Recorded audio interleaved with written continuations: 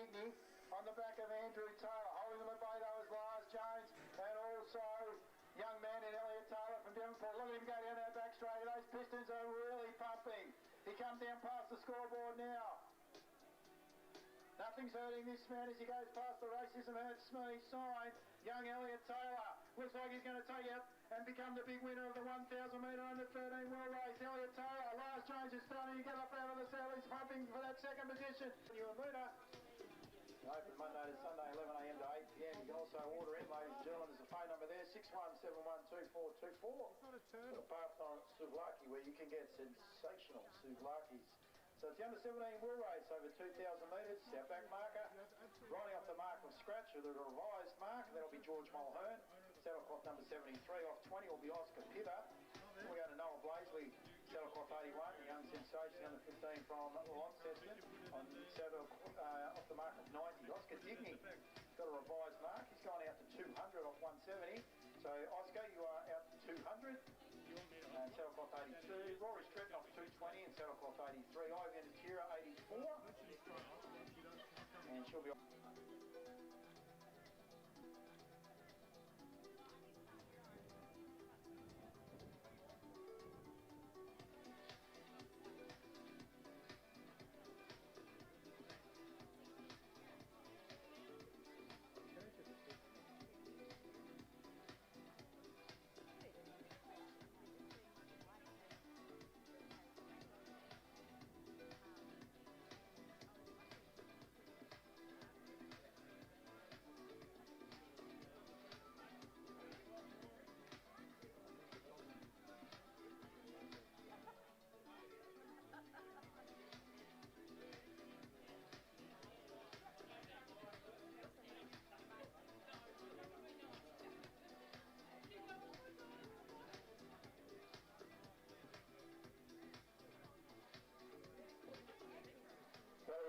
Elliot Taylor, if you can make your way please with your farmer just to the infield. So for presentation very shortly of the under 13 wheel race.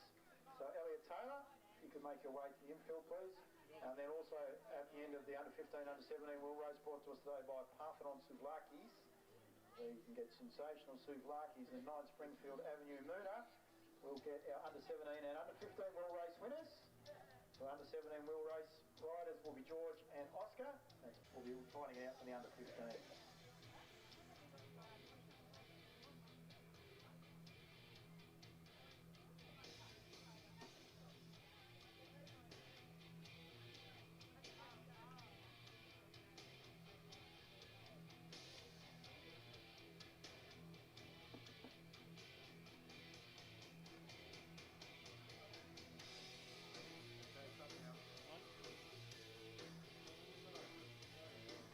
At the conclusion of the under 17, under 15 wheel race, Elliot Taylor along with Father, if you could make your way to the infield please. We'll also have our wheel race winners from under 15s and under 17s. Also making their way to the infield please for your presentations and sashes for the big winner. And Parthenon Souvlaki wheel races in the under 13s, under 15s and under 17s.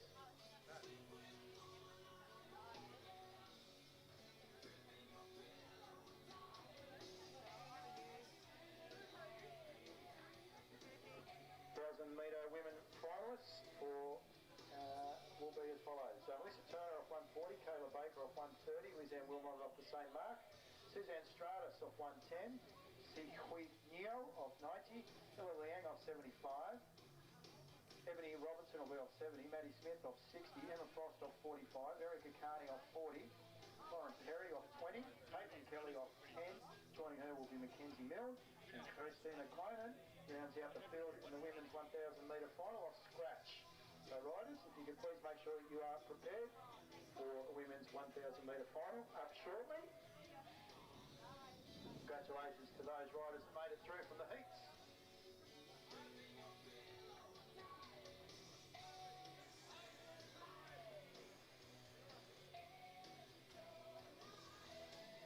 So Harvey Pither will be riding off the mark of 330. 330, Harvey.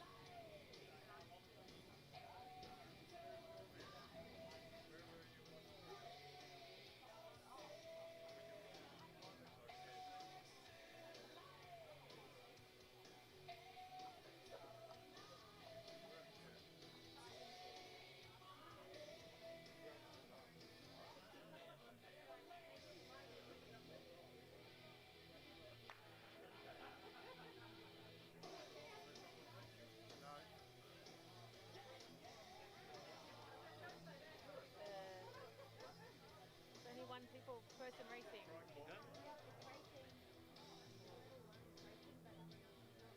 Oh, what is going on? Keep steady off this. The runner's pistol.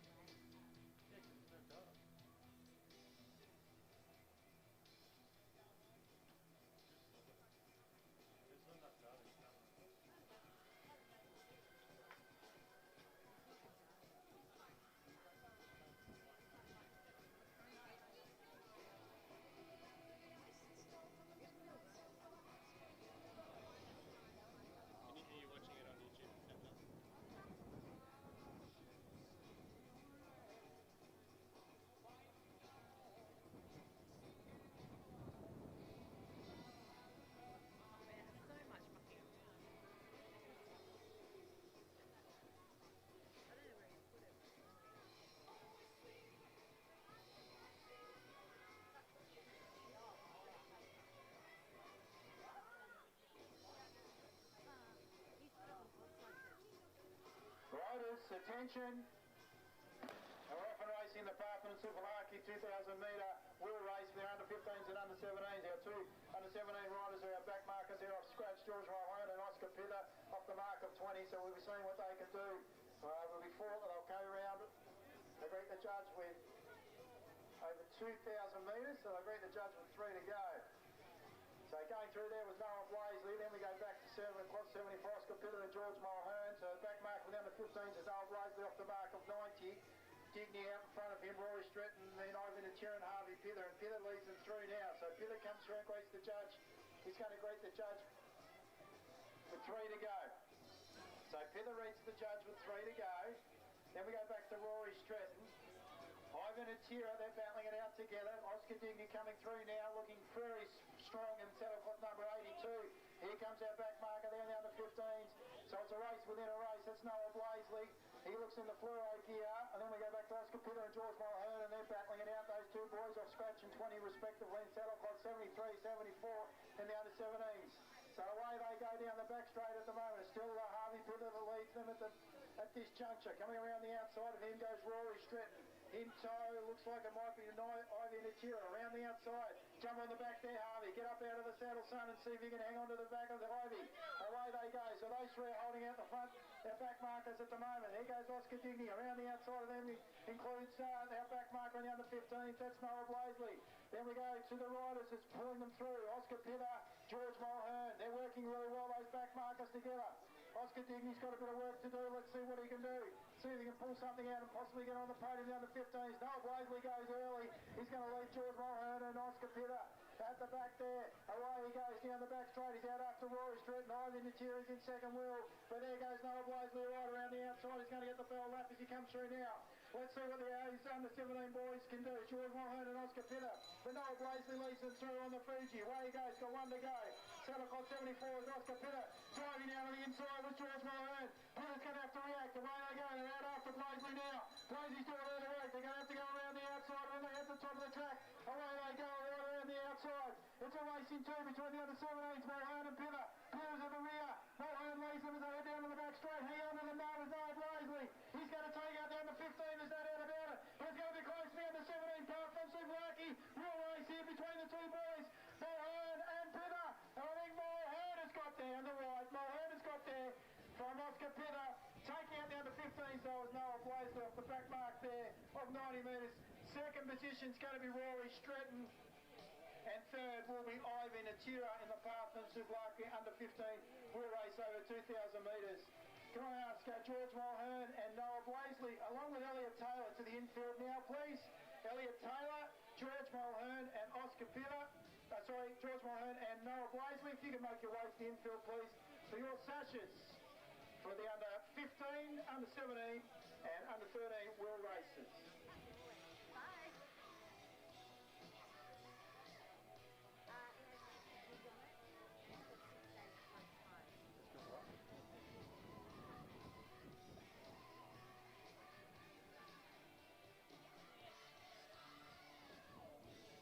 Where's the sound coming from? This one. Turn it off and on.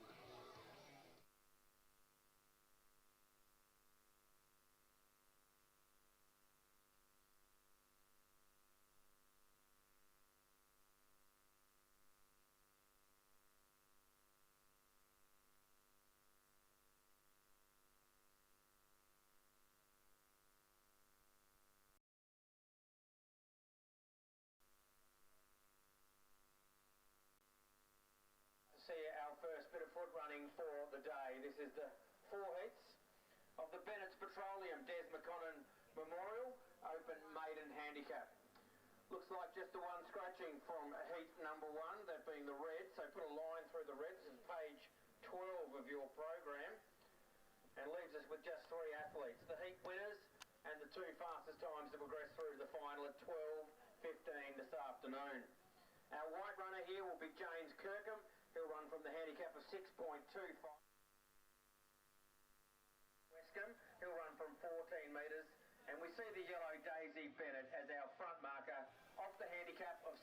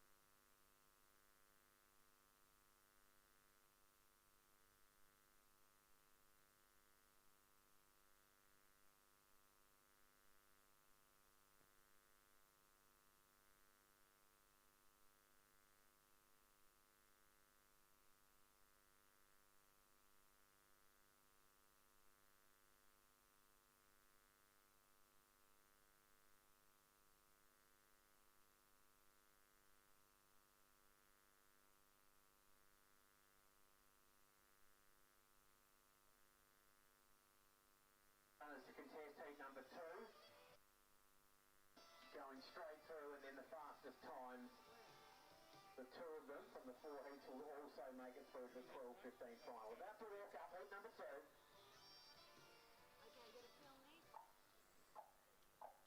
Is it going? Is it live? Yeah, that sounds there. You got sound on this camera? Yeah, in here now I can hear that one. That one? Yeah. Well, I can hear, no, I can hear it's from yours. Have a listen. This one's got levels for sure.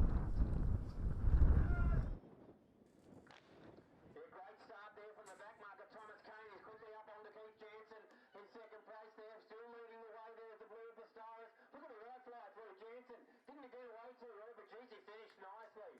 Takes out heat number 2 from the fast finishing Thomas Kane. Really exploded out of the block stick. Kane. It was a fantastic start. Sound out of this one. But that back end of the race from Keith Jansen really paid off there as he goes through to the final at 12:15. Those in second, third and fourth will certainly be waiting on the times. Okay.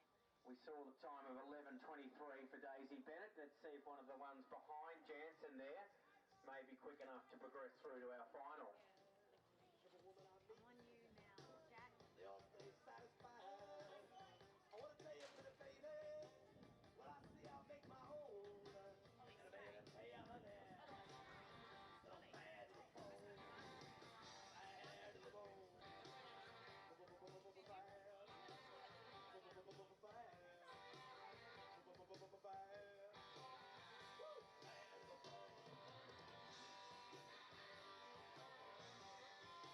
Results of heat number 2.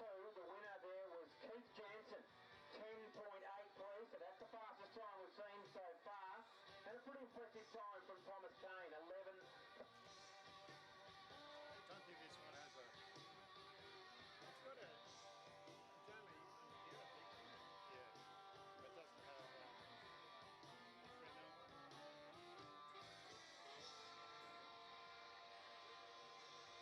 What's this in for? That's an output, isn't it? I put that there in case you needed it. You can take that out. That out?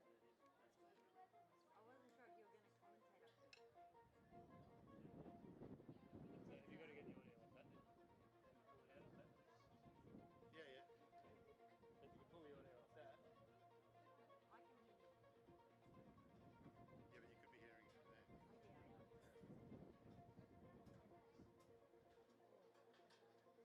One for you and one for me.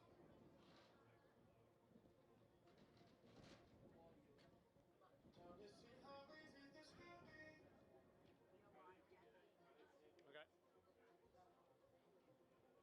Yeah, if we pull ourselves together, so much world all at once for us to breathe. Oh, one for you and one for me.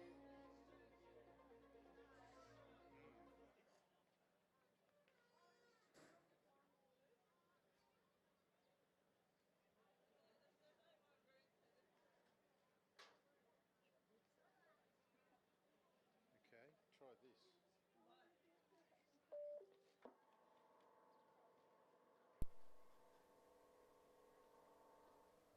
Jenny might be under. What else is going on the Jenny? Yeah, back on the Jenny one. What's the speed table going to?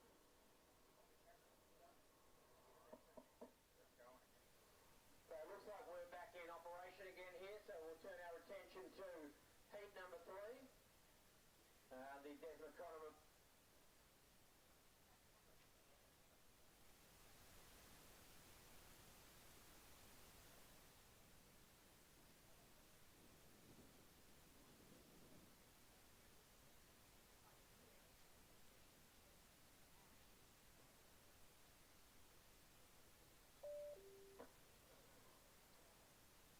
On the block, heat number 3.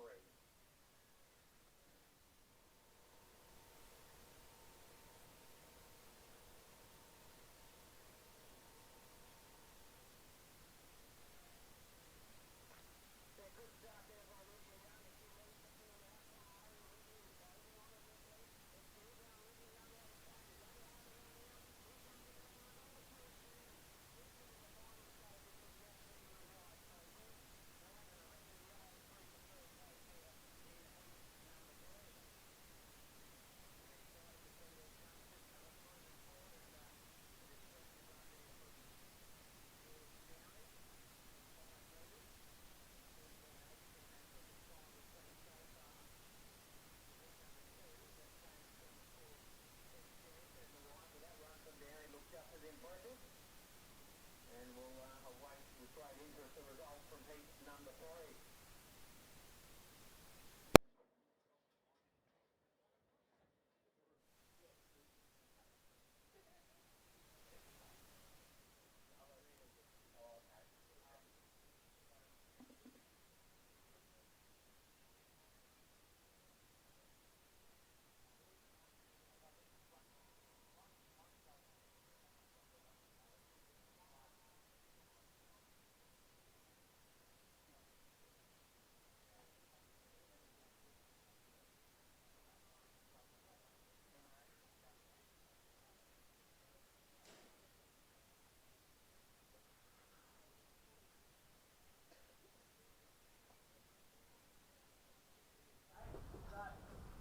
We might try and squeeze some of these presentations in just before we see the running of heat number 4.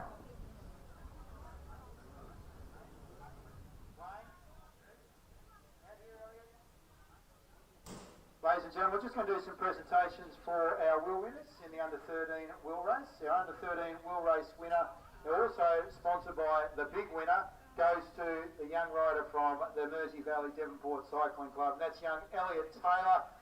And Elliot was riding off the front mark of 220 in saddle cloth number 95. So, Wayne, if you'd like to present him with the sash, and congratulations.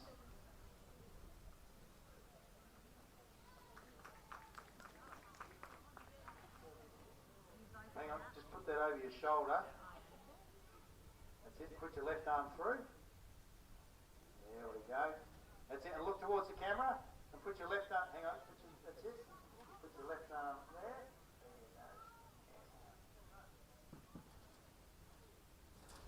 So I'd like to thank anyone, Elliot, maybe Mum or Dad? Thanks, Mum and Dad. Thanks, Mum and Dad. Congratulations, well done to Elliot. That's his big first wheel race.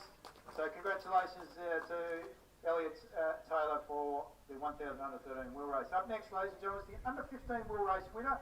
Our back marker off the mark of 90 metres goes to the City of Launceston Cycling Club's Mr. Noah Blaisley. Congratulations, Noah.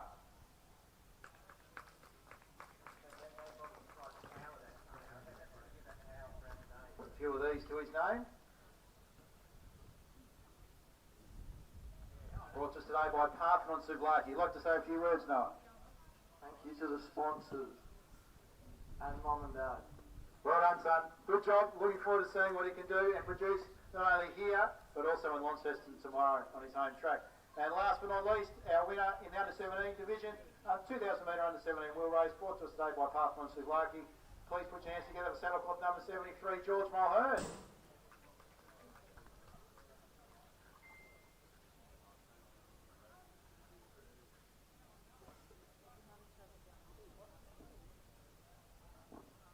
few words there for George. Thank you to all the sponsors, competitors and Mum and Dad. Excellent, good man, well done. Congratulations to George, congratulations to Noah, and also to young Elliot. And a big thank you to Parthenon Souvlaki Bar for their sponsorship of the under 15, under 17s, and also for the big winner for our sponsorship of the under 13s. We'll head back to the running and Mr. Grant Penny.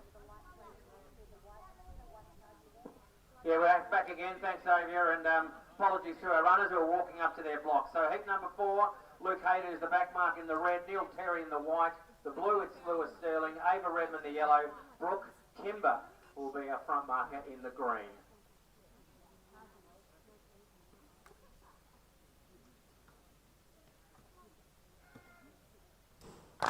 Away, and it's Kimber off the front mark there of 28 that leads them in the early stages. Coming through, Ava Redmond in the yellow. Here comes the runner in blue, Lewis Sterling. He looks the best of them, takes the lead and looks comfortable in the end. From the fast finishing Luke Hayter in the red there, but it was all the blue there. Lewis Sterling had them covered at about the 70 metre mark and did it comfortably in the end. So he goes through to the final.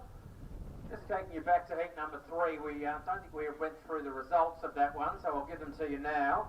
The red was the winner, George Downey, from the white of Jack Penny of 12 metres, and officially third there was Aria Whitney, the yellow. The winning time from heat number 3 was 11.08, and we saw 11.15 recorded by Penny, which may be still quick enough to get him through to the final. We'll just await the results of heat number 4.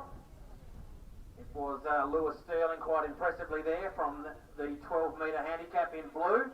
Let's find out the results of not just Lewis, but those behind him.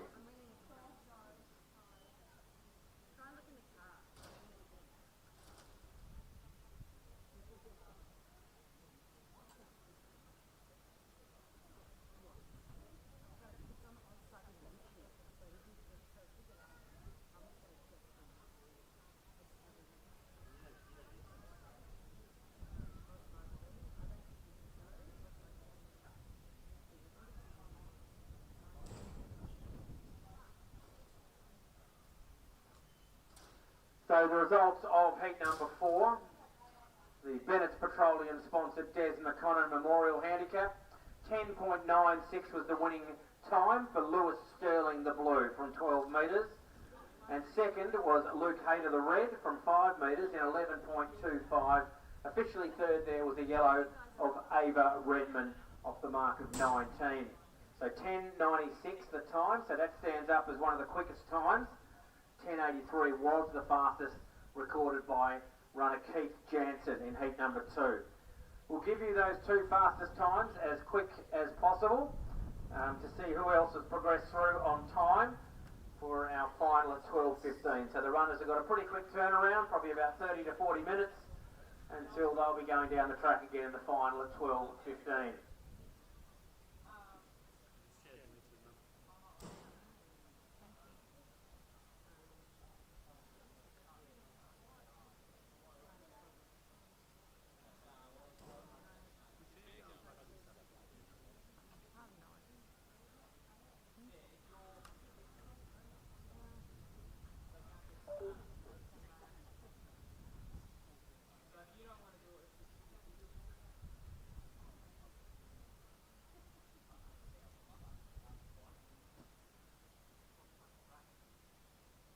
More running on the agenda very shortly, and that'll be the 2 heats.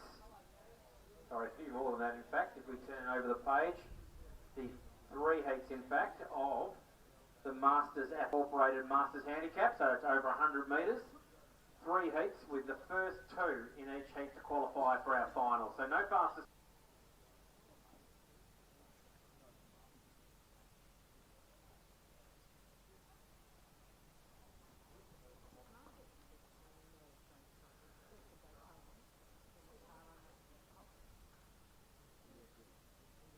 Looking down the track for heat number 1, can't see the runner in green there, that being Justin St John. I think he's scratching here from heat number 1, so just the 4 runners to contest heat number 1. Our back marker here will be the former Tasmanian, now Victorian, Callum James. He'll run from 6 metres, a regular visitor to the Christmas Carnival, so welcome back, Callum. In the white, Alan Sharp-Paul, one of the best performed Masters athletes in Tasmania. He'll run from 8.75 metres. The blue, Jessica Linden, will run from 17.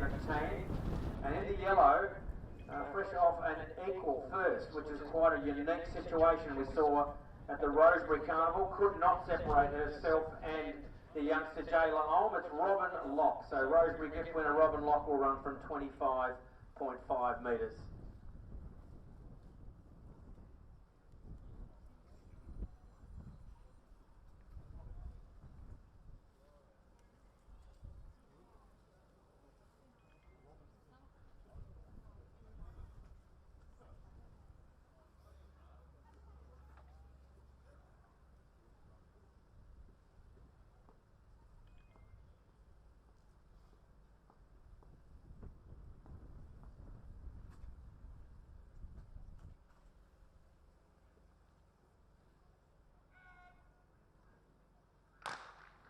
Away pretty cleanly, and it's Robin Locke, the Rosebery gift winner, that leads them in the early stages. Look at Alan Sharp-Paul and Callum James. The front marker go up the challenger. Sharp-Paul takes the lead, wins comfortably from the fast finishing Callum James.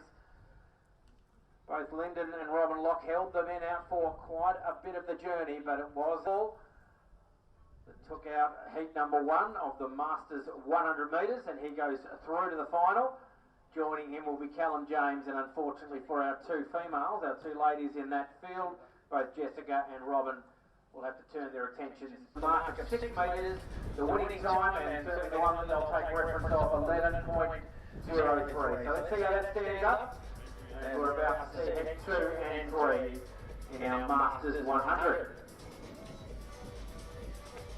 Funny on this angle, you don't even see the person behind it. Yeah. It doesn't even appear in the shot.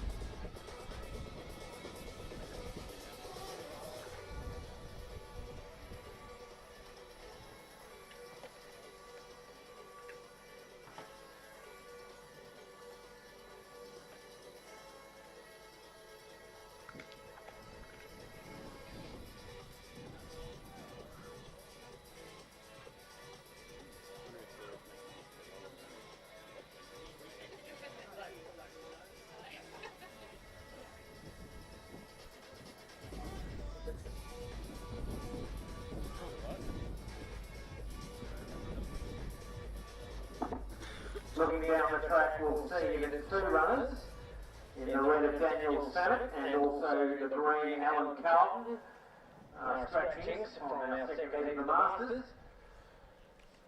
Our front marker here will be Pamela Seegers, she'll run from 22 metres. Back to Elise Manowski, she'll run from 19 metres in the blue. And then we see Dan the Dragon Lamoto from 11 metres in the white. So sizable margins that Lamoto's got to give up here, up to 11 metres to his front marker in Pamela Seegers. Just the 3 of them about to walk their blocks. Heat number 2, Masters 100.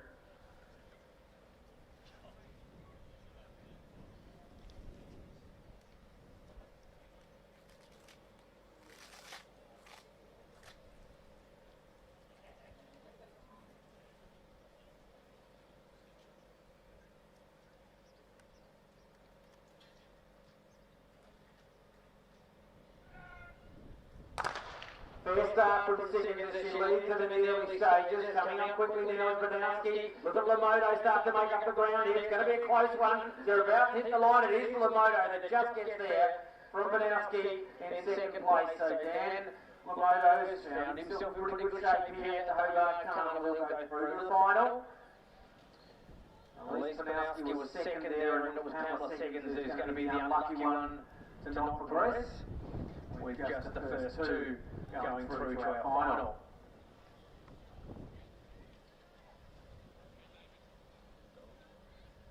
That final is at 12:20 this afternoon, so again a pretty quick turnaround for our Masters athletes as we saw with the maiden. Short little break between heat and final. These pro runners, plenty of experience amongst them.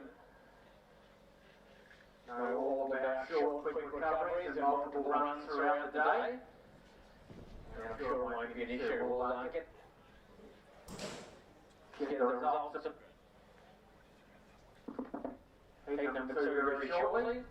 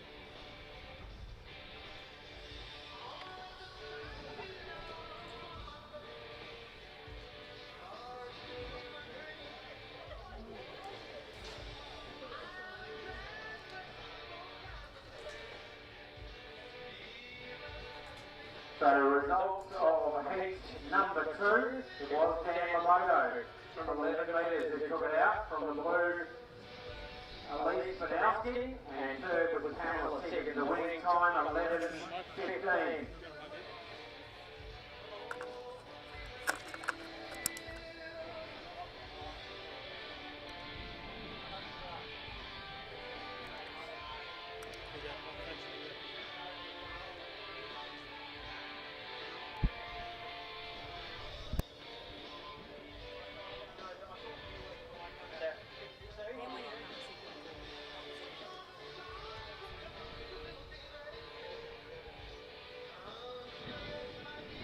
runners about to walk their block. Gate number 3, not far away.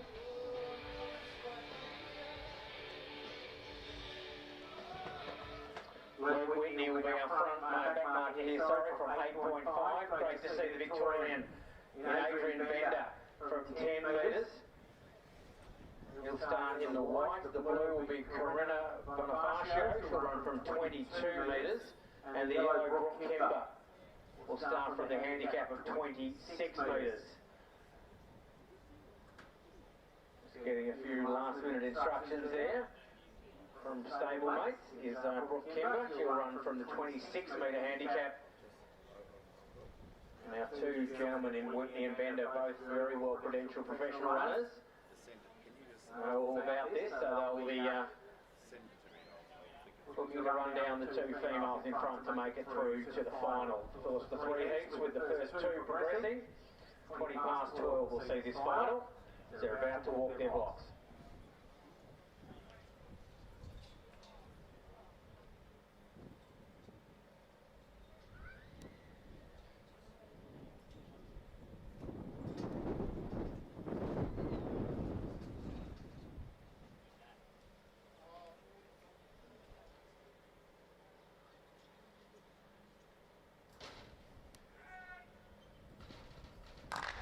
Pretty fair start. Kimber leads them in the early stages. Bonifacio trying to get on the little turn there. Here come the 2 back markers. Bender and Luke Whitney. Whitney strides through, as we've seen multiple times throughout his career.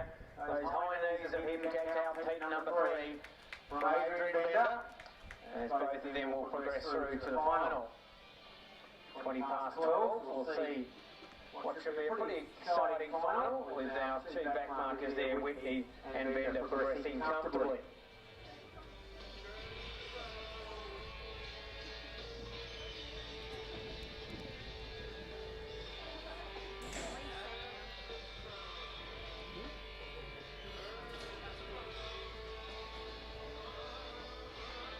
What's next?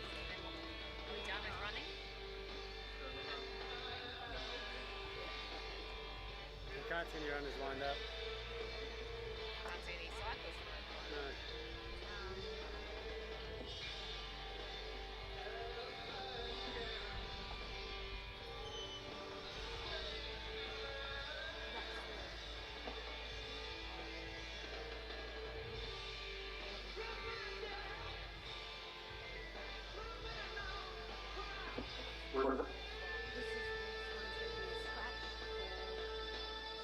Results from heat number 3 of the Masters at Luke Whitney in red from 8.5 of a first. The white Adrian Bender from 10 metres of second. 11.27. 11.27 the winning time.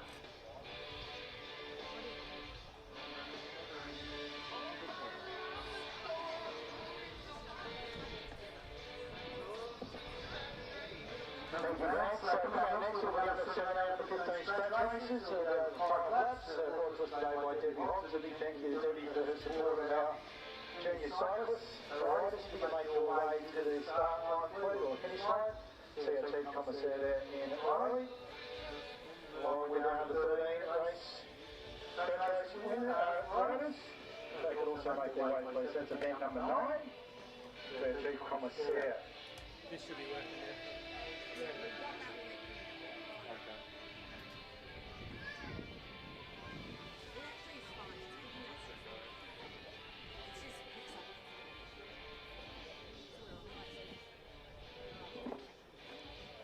Ladies and gents, we've also got Jake and Vespa in and around Newtown Oval today. We'll see them a little bit later on the track. So that's our 400 metre Olympian and Paris Olympian. And Jacob is out the back here with his discipline and dopamine here. And we've got some Boxing Day sales here, ladies and gentlemen. So I believe they're down around 110 down around about $82, I believe, these hoodies. And I can say with great certainty, I've got one said, yep, they're beautiful and rare. And considering our summer is now our winter, I'd encourage you to go over and grab one. Look, I reckon you might be able to talk you down a couple of dollars. So, want an autograph? I'll go over and see Jacob.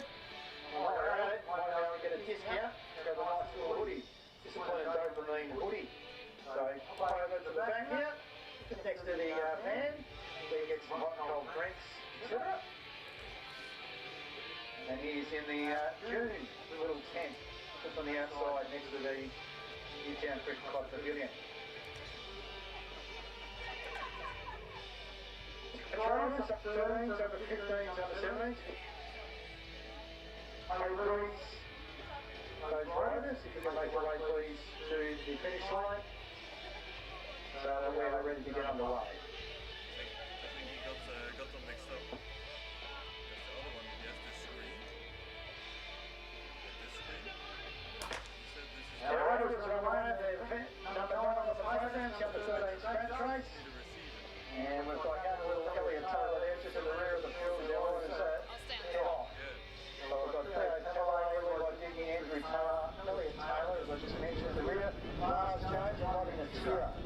Actually, I don't think anybody's out there, to be honest with you, so it's only the 5 boys.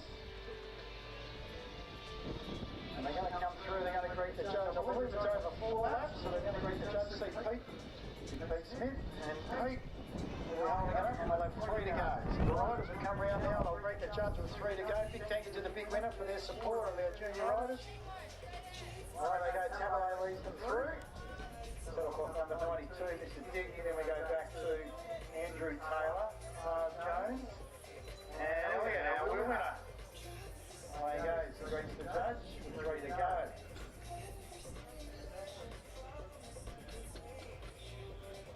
Are you just on the front 3? 3 boys working really hard together out front. That's Tamerlane, Diggy and Taylor. Andrew.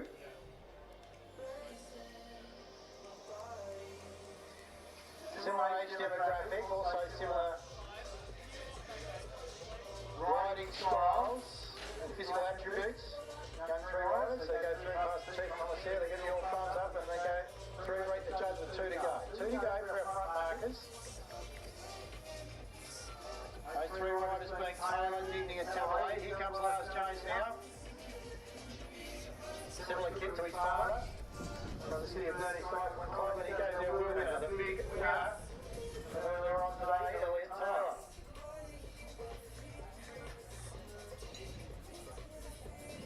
No change. 2 riders out front, no change to their position on the track either. So Taylor's having to do all the work. See our scratch marker. Now Will. I'll greet the judge now with the full lap. So Digny Levi gets up out of the saddle. Back to Andrew Taylor, digging deep. Third wheel, goes high over on the track. Coming through to the judge with the bell, Lars Jones. Power bell. Digny goes right around the outside of the wheel, they're going to catch some Elliot Taylor, staying on the inside of Elliot. He's doing well as he comes through. Riders are going around the outside. So Digny goes first, Andrew Taylor second, Taylor's going to push the third, and we'll continue taking out the scratch race. Andrew Taylor in second position, third goes to Theo Tamerlane. Lars Jones now coming down, he's got the last 200 to go, working that bend furiously. Looks strong, the young man from Burnie. Comes through and finishes in 4th position. Congratulations. Well done there, Lars.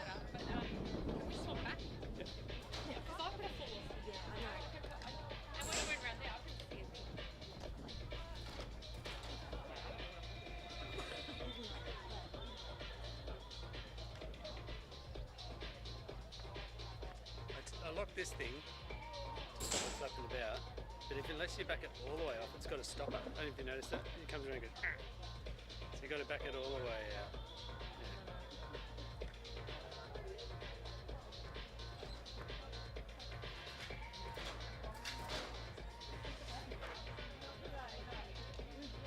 Before we go under the under 15, under 17 scratch race, which will be over 5 laps, we'll see Elliot Taylor come and finish off.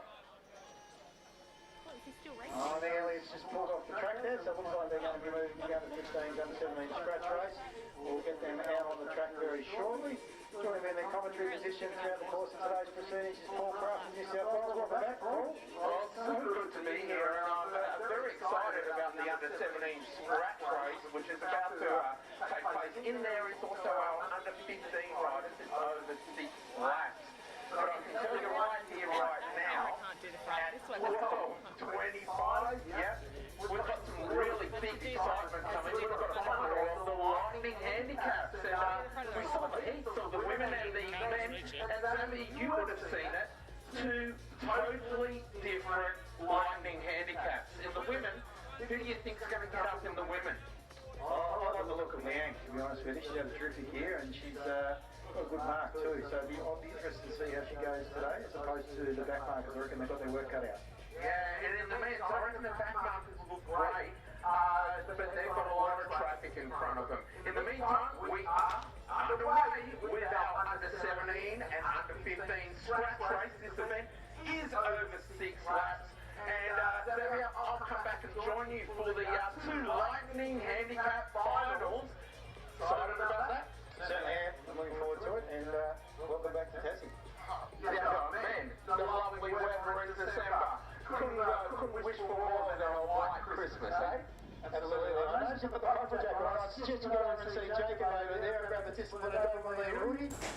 And he's got him going for around about $80 at the moment. So ladies and gentlemen, if you get the opportunity, you can go and get a autograph with a Harris Olympian, our own Jacob Despard. And look at the elbow there from George Mulhern.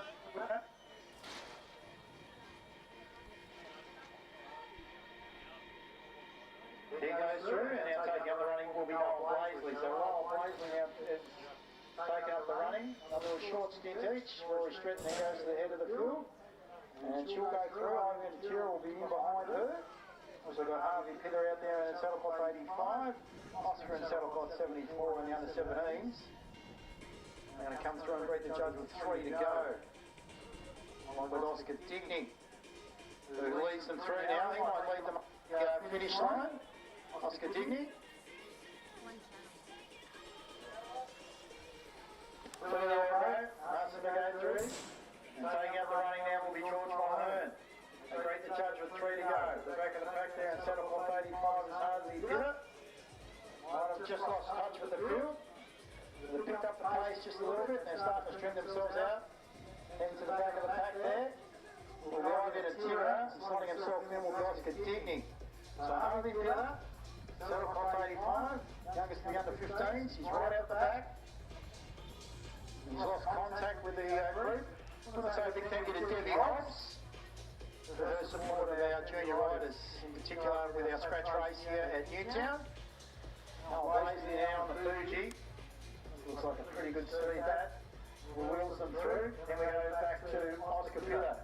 And he goes with George Mulhern. Blaisley now jumps on the back of them. That's a smart tactical decision by him, which means that he will then push himself to the front of the under-15s.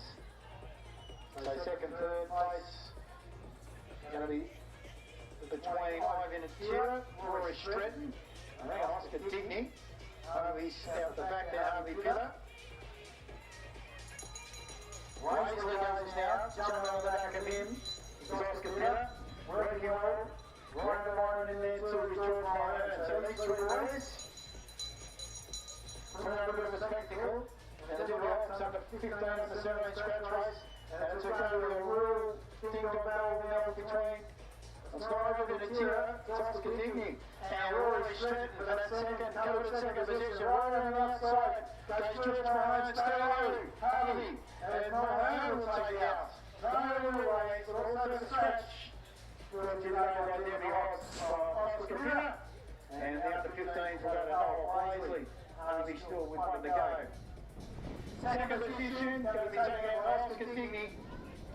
A little bit too strong, about 3 bike lengths to Rory Stretton. A bit further back will be Ivan Tira rounding out the field, as I mentioned, was the youngest of the cohort. That was saddlecloth number 85, Harvey Pitter.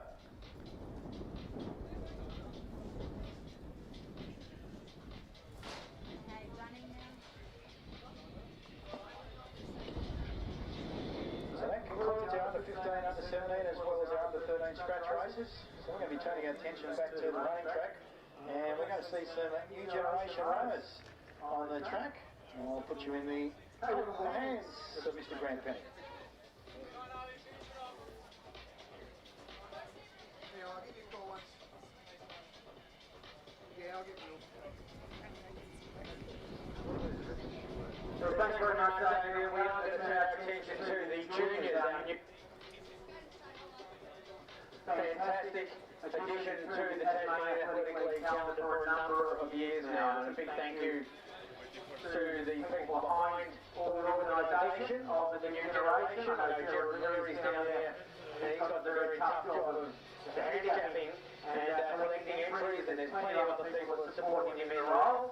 And I know that the Tasmanian Athletic League are big supporters of the new gen, or new generation, as we know that a number of these athletes will work their way through these events that are on offer, about 4 of them I think in all across the calendar, for different meetings where they have new generation events on, and we hope to see a lot of these competing in the TAL competitions in the future. Now in your program, this is listed as 4 heats, 2 boys and 2 girls heats for the new gen. It's going to actually be 3 mixed 100-metre heats, so that'll look a little different. It's page 18 in your program, so that's been changed due to the entries and those who've accepted and turned up today. We're going with 3 mixed heats. Now to get through to the final at 12:40 this afternoon, the athletes need to finish in the first 2 in their heats. So first and second will progress through to the final at 12:40. Our first heat, we should see the runner in pink, that being Zoe Lakeland. She'll run from 29 metres. Bethany Sharvey, the green, from 25. Quinn Aitken will run from 23 metres in yellow. Aria Whitney will wear the blue and run from 18. BJ Archer will wear white and run from 16 metres. And then it's River Howe in the red from the mark of 10 metres. About to walk their blocks, the first heat in the new gen.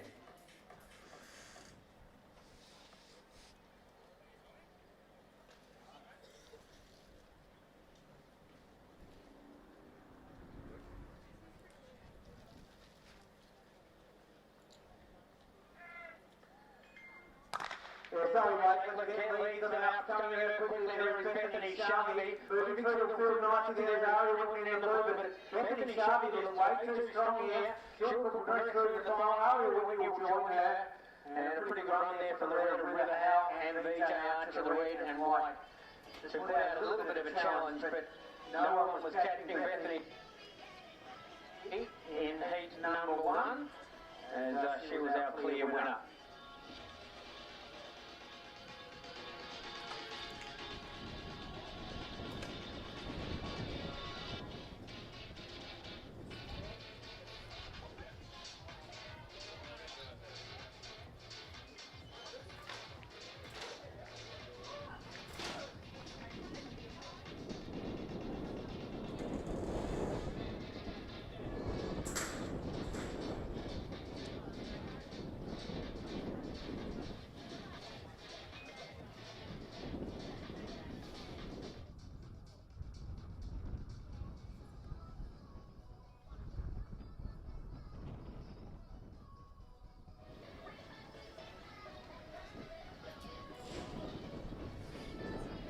Result, heat number 1 of the new generation mixed 100 metres. Bethany Sharvey, the green, from 25 metres was first. Aria Whitney, the blue, was second from 18.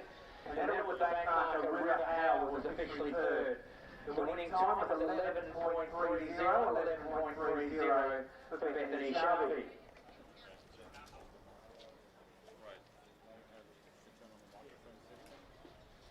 Heat number 2 are down at the start line, preparing themselves for their 100 metres in the new gen mixed 100. We have an addition to the field. It's Oliver Henrik, and he'll run from 10 metres. April Archer, the green, will run from 25 metres. Savannah Mackenzie is in the yellow, and her handicap is 22. Paige Aiken will run from 19 metres, the blue. Now, Ellie Carnivals, not seeing her down there, so I wonder whether Oliver Henry's taken her position in the field. Looks like Oliver's in the pink, in fact, so he'll wear the pink. No Eli Carnivals looks to be a scratching, and Cooper Mayer will be our back marker here from 8 metres.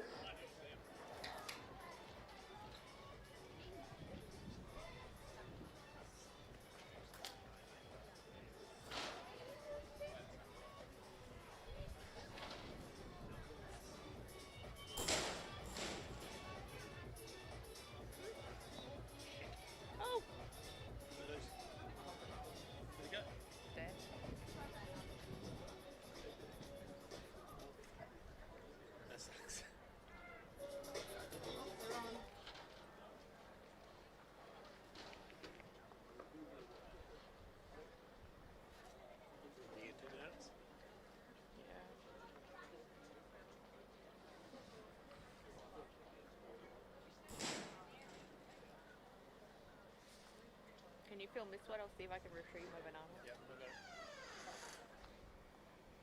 Squish. Yeah. So April Archer is going to lead the field in the early stages. Coming out and now is Diana McKenzie. The yellow, she takes over the lead, and McKenzie in front. Look at the fast finishing Cooper Mayer. What a run from the back mark there at 8 metres. Storms through the field to take it out in heat number 2. Good run also there from Diana McKenzie, the yellow. I think she's held on for a spot in the final. But impressive performance from the fast finishing Cooper Mayer. He takes out heat number 2. Alright,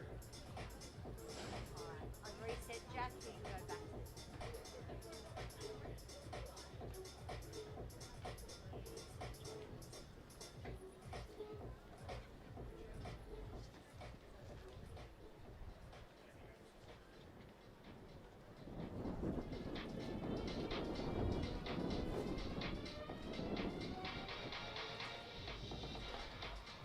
Can you yell?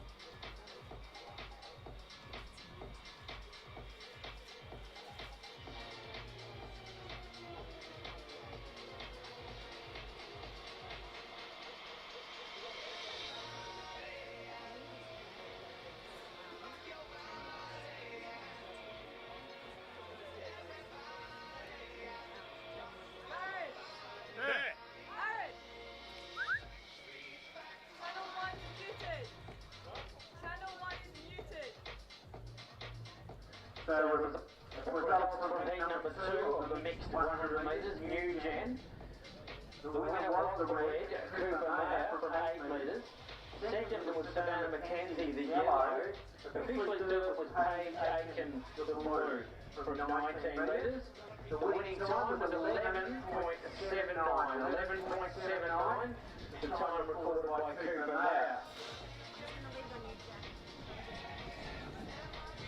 The third and final heat about to be contested runners will be as follows. The pink will see Felix Archer run from 27, Spencer Ritter will run from 24, Sophie Sharpie will run in the yellow from 21, the blue Georgia Sharpie will run from 18 metres, Ella Sharpin, the white, will run from 10, and the back mark here is Jack Alley, who will run from the handicap of just 2 metres.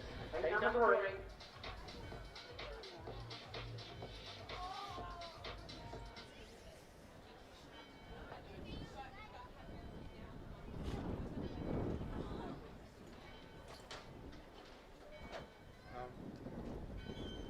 We need to get this way. About to warfare box of the third heat, 12:40 is our final.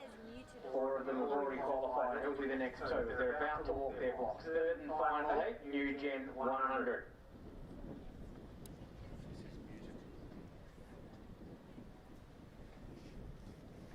Figure it out.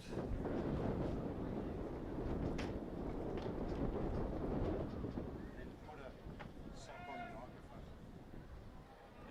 There's some unsteadiness there with our junior runners. Just we're given a second opportunity. Big occasion for them. They've perhaps never experienced the unique nature of handicap running, where the runners that are perhaps a little quicker than them are just behind them, so that pressure to start well. most of the field using the blocks there. Young Felix doing the standing start in the pink. So they're down for their second opportunity here.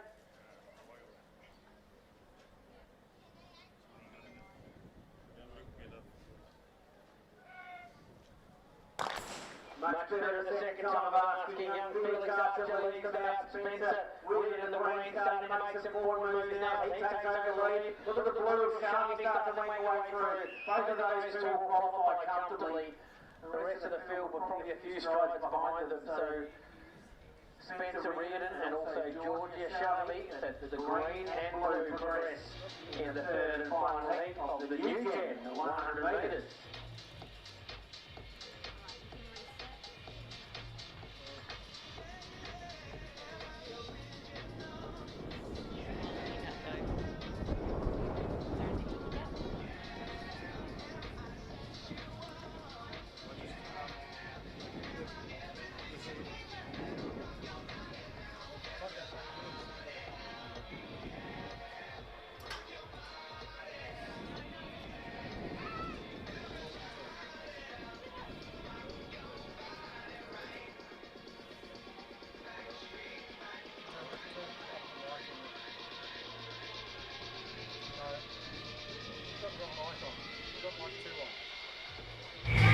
Cool. Turn it down. Cool. Hello, do you hear me? Making it through the final, Spencer Reardon, the green was the winner, 24 metres. Georgia Sharpie will join in the blue from 18 metres, and officially third there, not quite progressing, Toby Sharpie in yellow from 21. The winning time was the quickest one of the three, 11.16. 11.16 the time, recorded by our winner in Spencer Reardon.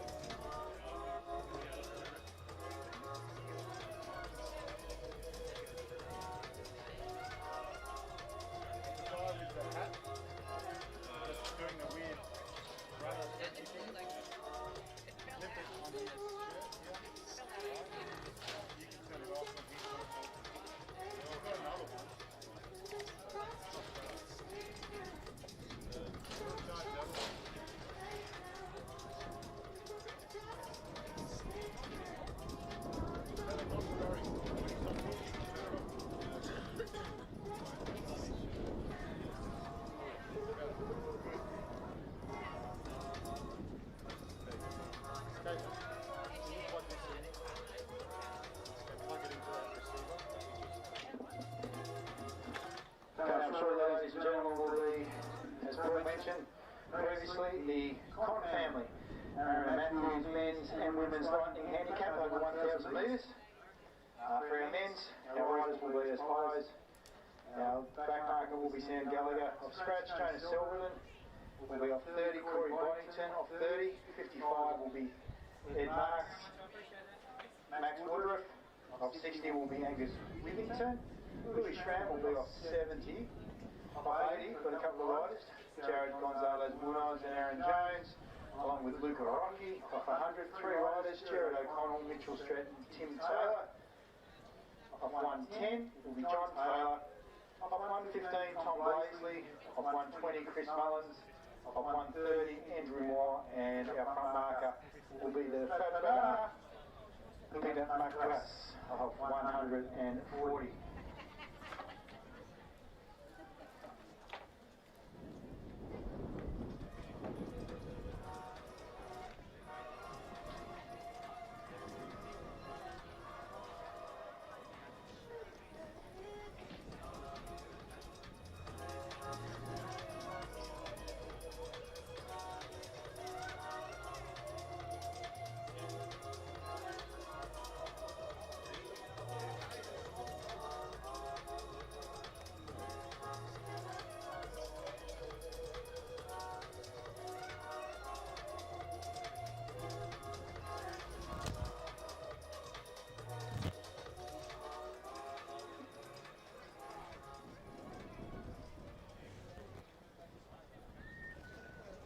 Pretty momentum on our program coming up shortly, 12:15 the time.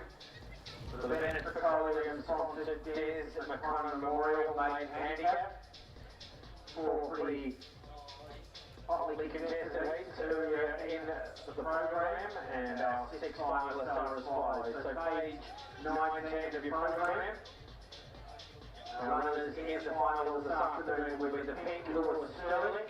He took out heat number 4 in an impressive 10.96, 12 metres. In the green we see Jack Penny, who will run from the mark of 12, so they'll be side by side in this final. Keith Jansen certainly looked the most favourite after the heats, running at 10.83 and taking out heat number 2. He'll run from 7.25 in the yellow. James Kirkham kicked off the day with a win in heat number 1. He'll run from 6.25 of the blue. We see the wide of George County. He took out 3rd heat earlier in the program. He'll run from 5 metres. And we see one of the fastest time qualified, that being Thomas Kane. He'll run from 3 metres. He'll be our back marker, and he's got the big job of standing up the field up to 9 metres in this final. So this is the Des McConnell Memorial Maiden Handicap, 100 metres. An opportunity for one of these 6 young men on the sash and to get their first victory in the Tasmanian Athletic League. So all the best to the 6 of them.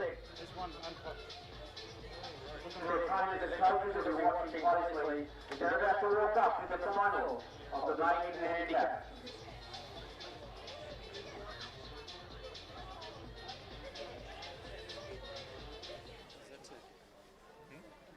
That's a transmitter.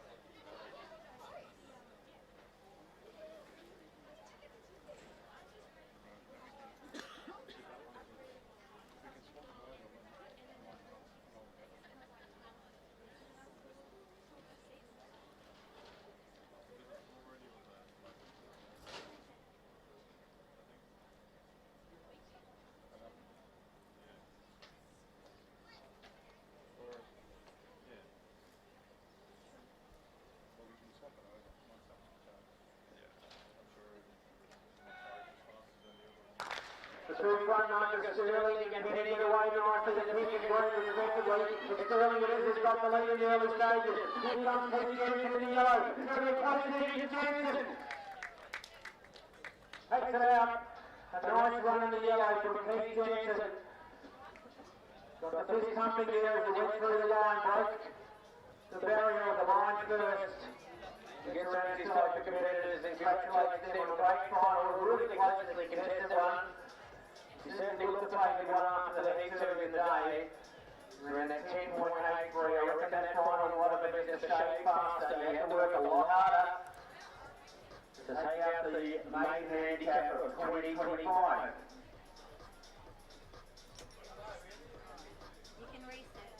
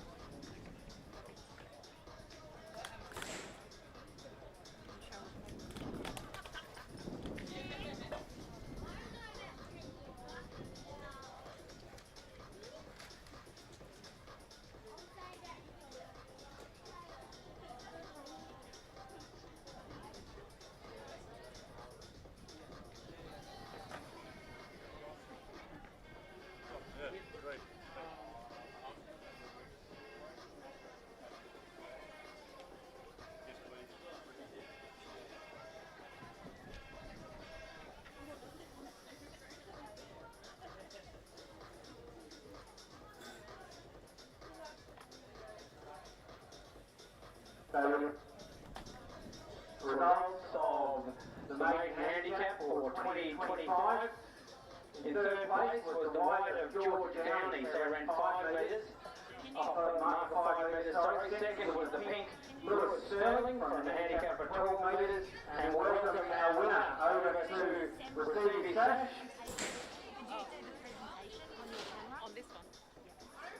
And it is Heath Jansen from the yellow from 7.25. Congratulations to Heath. Give him a big round of applause for the fantastic win. And hopefully, if this microphone works, here are a few words from our winner. I'd like to thank Troy first. Come back, Troy. Troy sponsored this race since the inception in 1983. The biggest, but really appreciate your support, Troy, and well done, Keith. Great run, and well done to John. That was a great run. Great competition.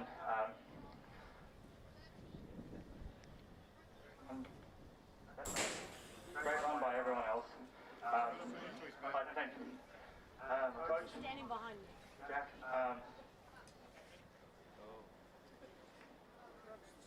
Obviously couldn't have done it without him, and of course support from everyone else around me. Thank you.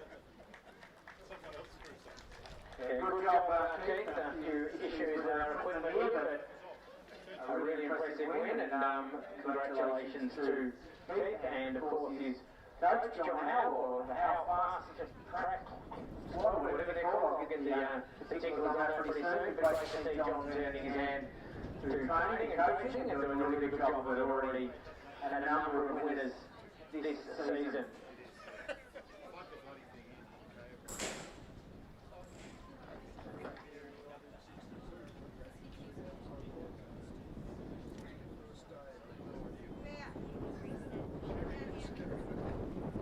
Tasmanian Masters Athletics 100 metre final will be the next You'll be hoping Jack finishes. course on our menu today. You can see 5 of the finalists down there. Looks like the runner in the green, being Dan Lamoto, perhaps has run into some trouble between heat and final and will not be able. Although I can see him starting to make his way over,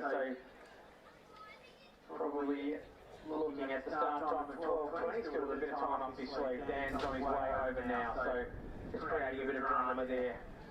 We will see all 6 of them in the final. The finals will be as follows. The pink will should see Elise Spanowski, she'll run from the mark of 19 metres. Then it's the green of Dan Loco. He's found his box now and off his handicap of 11 metres. The yellow will see the Victorian Adrian Bender from 10 metres. Then it's the Blue Balance Sharp Ball from 8.75. Just a quarter of a metre behind him, it's Luke Whitney, will wear the white and run from 8.5. And then we see the former Tasmanian, very successful runner in Victoria, Callum James, in the red will run from 6. So there's your field in the 100 metre Masters handicap as they're about to walk their blocks.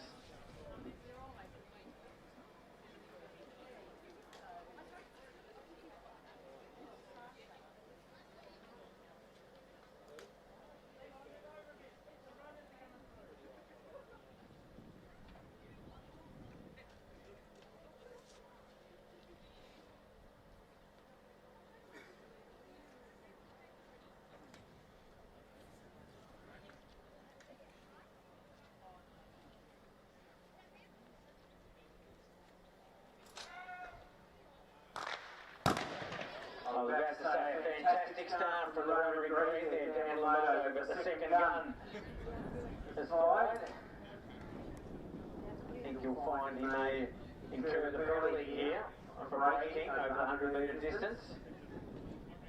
3/4 of a metre, I think it is, over the 100 metres. Definitely a metre over the 120 metre distance, the gift distance, but the 100 metres, I think the penalty here is 0.75 of a metre. So you can see the box of the Lamoto being removed and re-handicapped.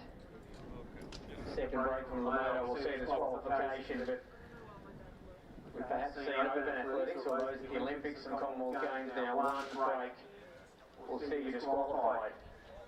But the professional foot running has kept their rules of a break and incur just a small penalty, and certainly given a second opportunity, as will Lamoto on this occasion.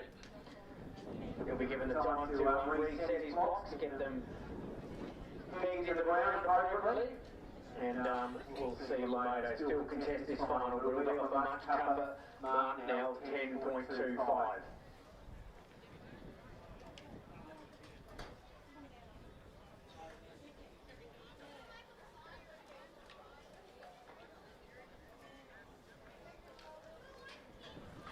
We'll get off to the second opportunity, the Masters and Handicap finalists.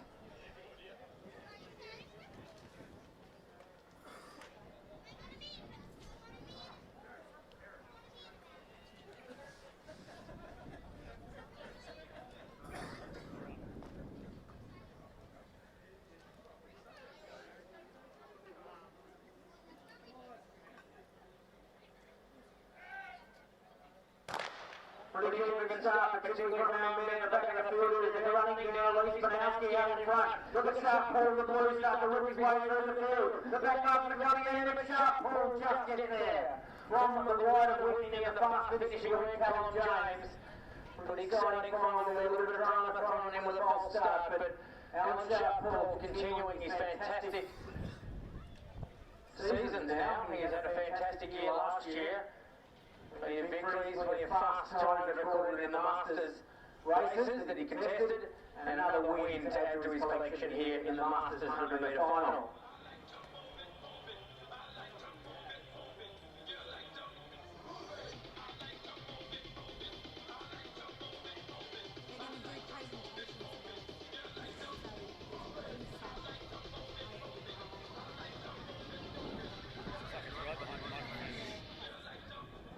We'll get the results as soon as possible and make that presentation to Alan. A very impressive win in the Masters 100 metres.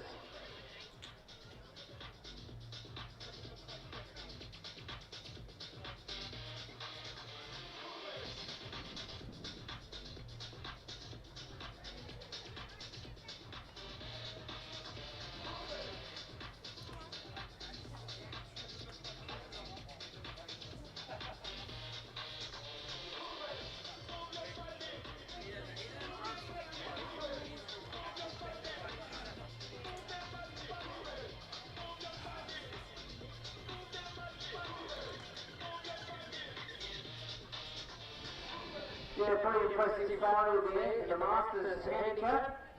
The Tasmanian Masters over the 100 metre distance. The racing order as follows. Callum James in the red from the back of the field was third from 6 metres. Second was the white Luke Whitney from 8.5. And our winner is here with Ray at the moment of 8.75. The blue of Alan Sharp Paul, ladies and gentlemen, 10.90.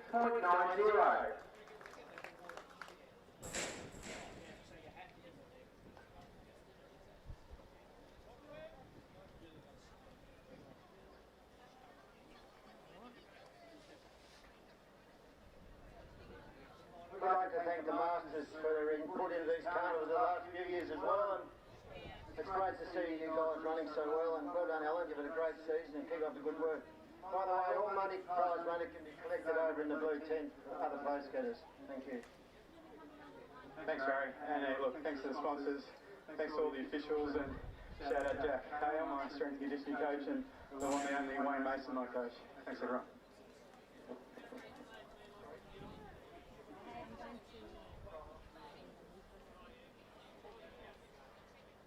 Who are you on? What number am I? I'm just going to follow the biggest bunch I can back here. Yeah, I'll be at the front. There's going to be a solid bunch in about 30 seconds.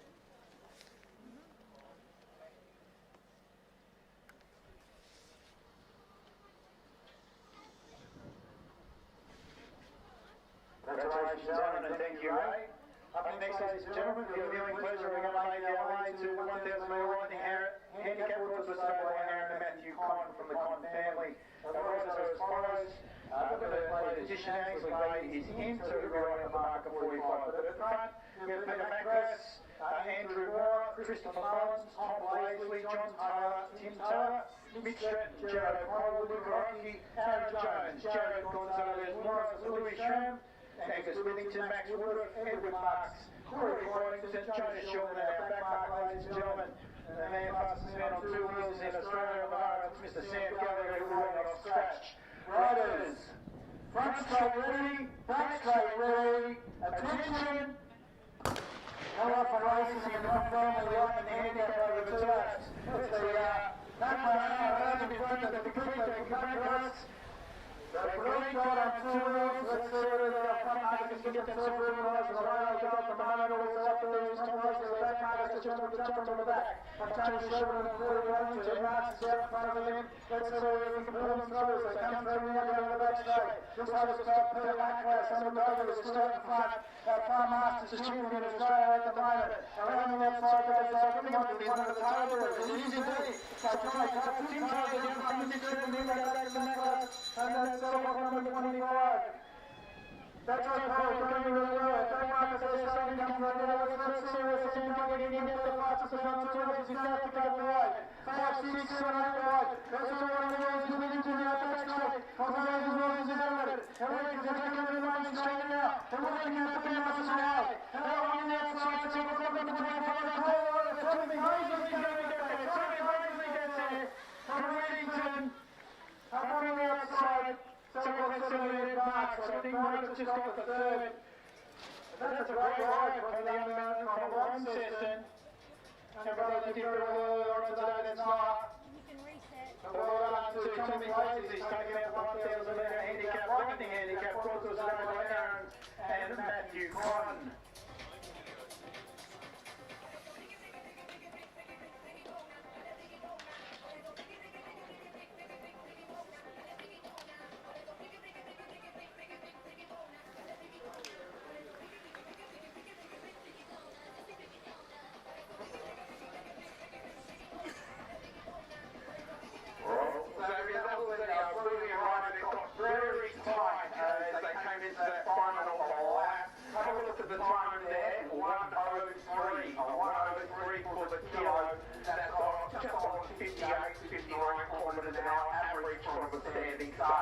Sam Gallagher, he was the back marker. He got within 2 wheels of the win, but there was Rivington, who was just way too strong. He recently won the sprint at the Austral Sprint GP, part of the UCI competition, so that guy is super fast.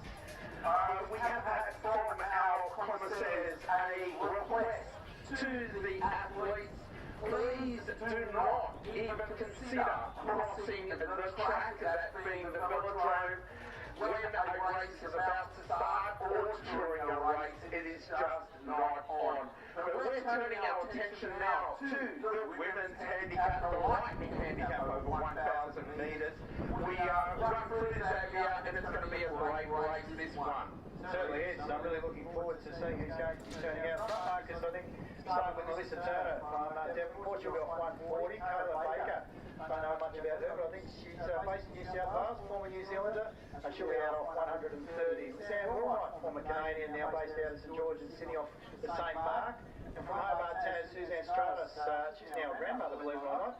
She'll be off the mark at 150. She's the local goal, and I think the local crowd will be right behind her very quickly. Then it's Neo from Malaysia off 90 metres, Ella Liang from Queensland 75, Ebony Robinson off 70, Madison Smith from Burnie, Tasmania 60 metres. Then our riders from a country just below Canada, have you heard of it?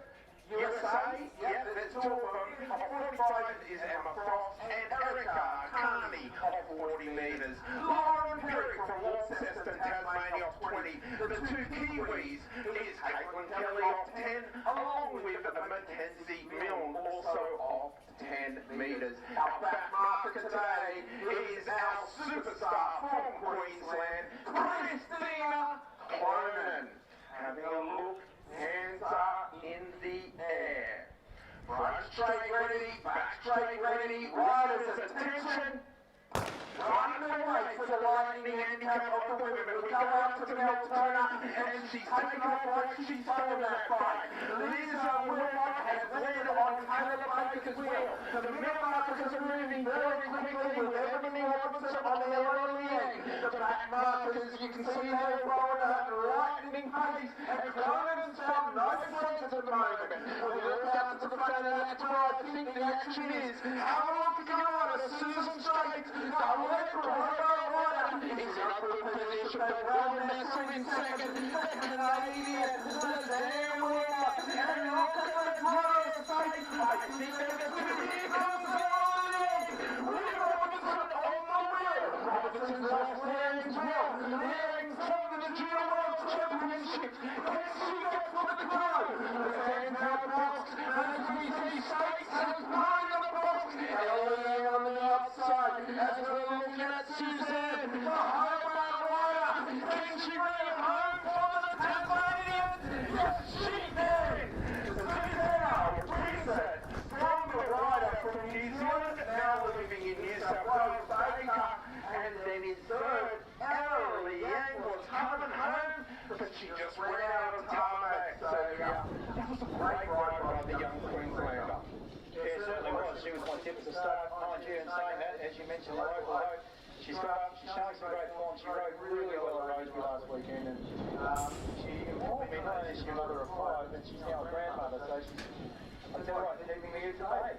I can tell you, even with about 200 metres to go, Lizanne from Canada, she was in a prime position, but she didn't step out. And Susanna was able to box her in, and that meant she couldn't get out, and that was what I think won the race for her.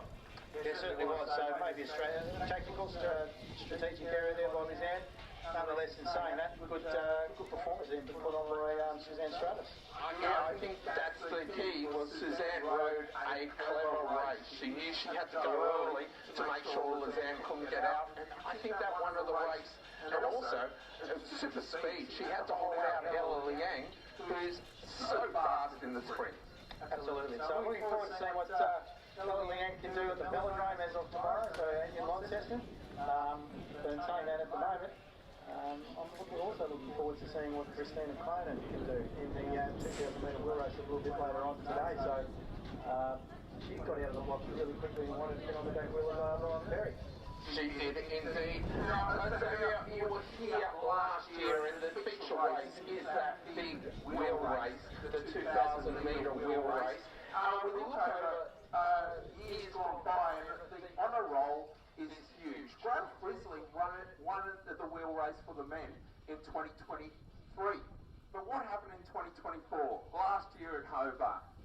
Well, nothing happened last year at Hobart, unfortunately. The weather gods conspired against all the riders, unfortunately. They didn't get the opportunity to partake due to safety reasons on the track. Yeah, the wind was gale force, which often happens here. The cyclists normally can contend with it, but with so many international riders and interstate riders, they'd all brought only disc and deep dish wheels and the 5-spokes, which just can't perform when the wind gets up about 40, 50 k's an hour, which it was last year. So it was an unfortunate situation, but we certainly are looking forward to Valencia Tan. She won the women's from Singapore. Grant Frizzley is back. Do you think he can go back to back? Yeah, looking forward to seeing what the Grizzly can do now. He's back as a US citizen, so let's see what he can do back here in Tasmania. He's obviously very much.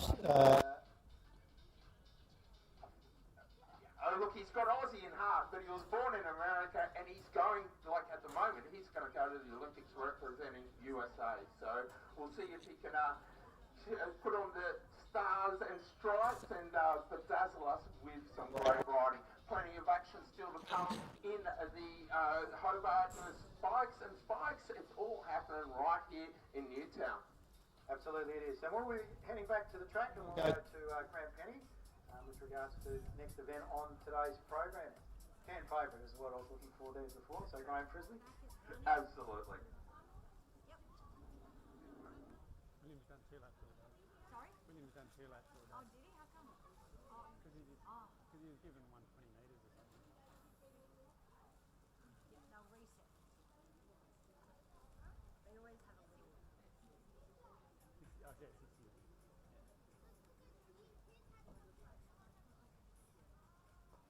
They'll have a look and reset after everyone. Suzanne Stratus and Tom Blazley to make their way to the infield, please. Suzanne Stratus and Tom Blazley to make their way to the infield.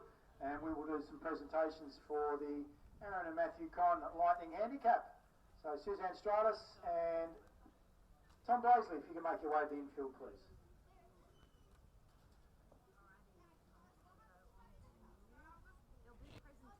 Over here somewhere. Yeah, they'll be over here somewhere, I think.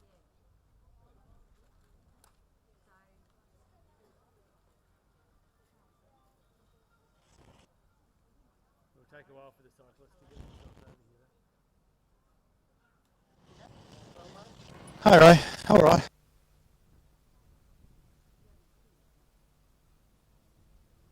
It's where she comes. You know.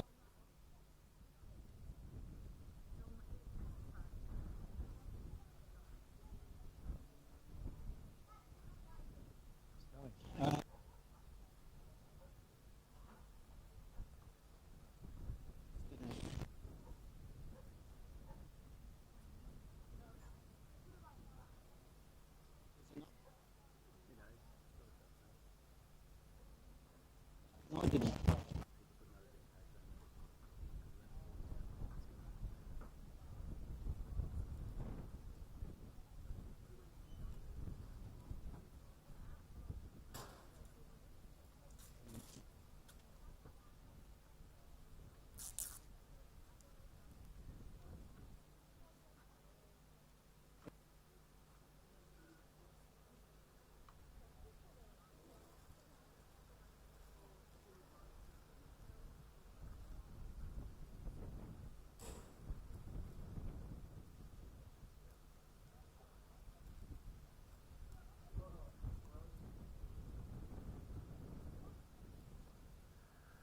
Yeah, so ladies and gentlemen, our next item on the agenda today for the 44th edition of the Hobart Bikes and Spikes will be our new gen 100 metre final.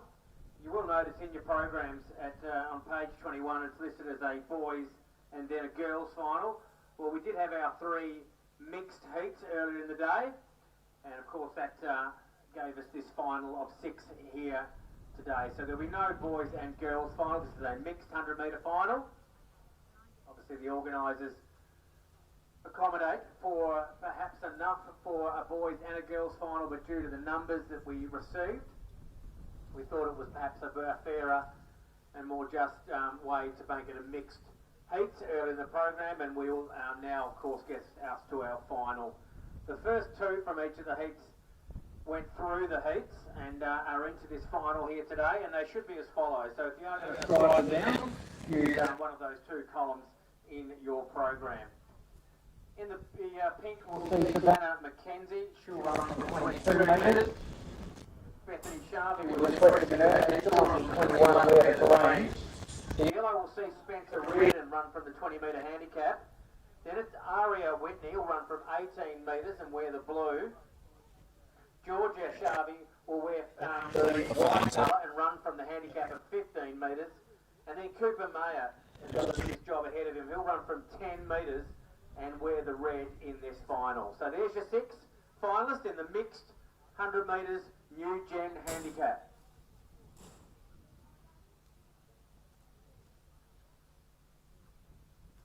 As we mentioned before, a really great series, the new gen. The major meetings on the TAL calendar do support the new gen races. Hobart, of course, one of our big 3 Christmas carnivals, has supported the new gen races for a number of years, and it's a great pathway for our younger competitors to get an experience or a taste of what it's like to run in this unique format, and then hopefully in the years to come register as TAL athletes and run for the big prize money and the sashes as they're about to walk their blocks. New gen 100 metre mixed final.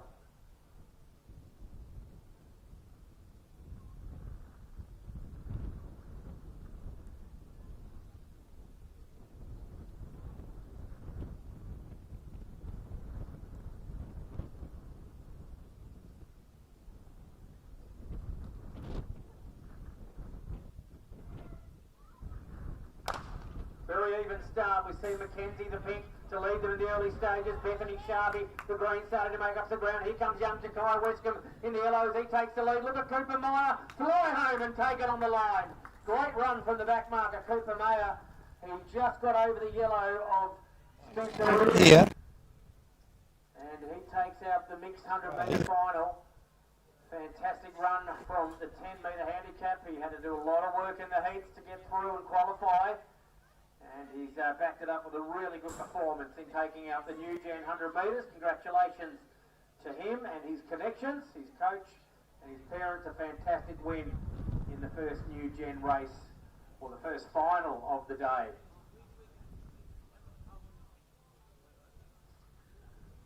With the contesting of just the one final there, not the two that's in the program, that gives us a little bit of time in the program to lead us up to the first heat of the Hobart Painting Hobart Gift, so one of the big feature races of the program, and that's due to be held at 12:45. We'll get you some results from that New Gen mixed 100 metre final shortly, taken out by Cooper Meyer.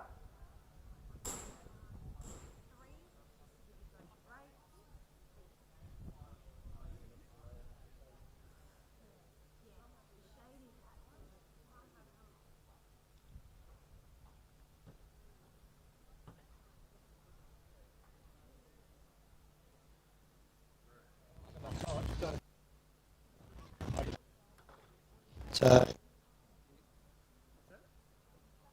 Rocky got third. Official results from the New Gen mixed 100 metre final. The winner was the red Cooper Meyer from 10 metres. Second was Spencer Yellow from 20 metres. And third was the white of Georgia Sharvey from 15 metres. The winning time, 11.42. Yeah. Okay. You going to grab some to eat? Yeah, good man.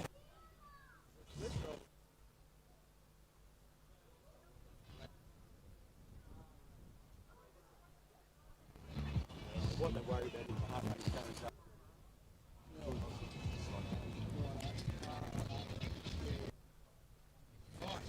So I am being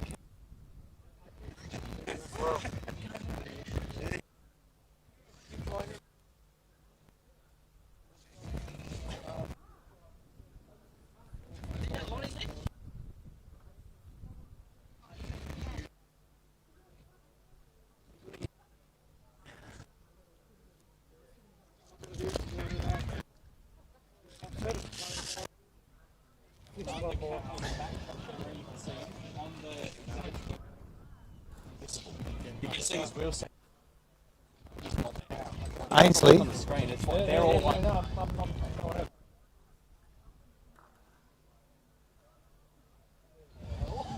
why they came got me and they're like, this is really weird.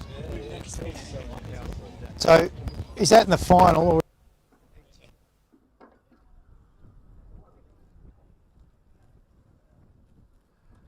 Yeah, it's a pretty exciting final we just saw there, ladies and gentlemen, in the New Gen mixed 100 metres.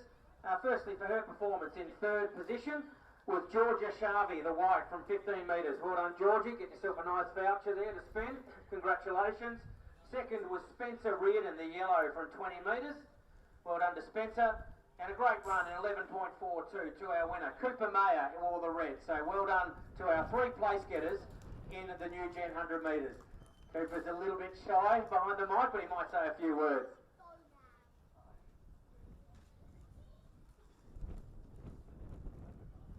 Thanks for the event, guys. Thanks for bringing every young kid to compete against us today. I'm sure they had a lot of fun with this event, and hope to see you next year. Yeah, well done, Cooper. You better get used to that, mate. You might have to do that a few more times. He looks like he's got a bit of talent down the running track. So hopefully, as we certainly want it to be the case, that we see Cooper and all the runners in the New Gen in the future contesting these big events. And we're about to see the running of one of them now, the heats of the men's gift over 100 metres. A little bit late there, but we are seeing Cooper now get a sash. So well done to Cooper, and fantastic for Ray to provide a sash to the winner of the New Gen mixed 100 metres. So there it is, Cooper. Well done, and a big shake of the hand from Ray there, who's been a big part of this Bikes and Spikes for a number of years. Of course, 44 editions of it now, so an amazing achievement for both Ray and all the committee. And I think that's perhaps his favourite part of the day, is handing over a sash to a winner of one of the races that he's put on here today. And who knows, like we said before, we might see Cooper or any of those athletes in that final today in the future running for some of the big money and the prize money that we see over the Carnival series.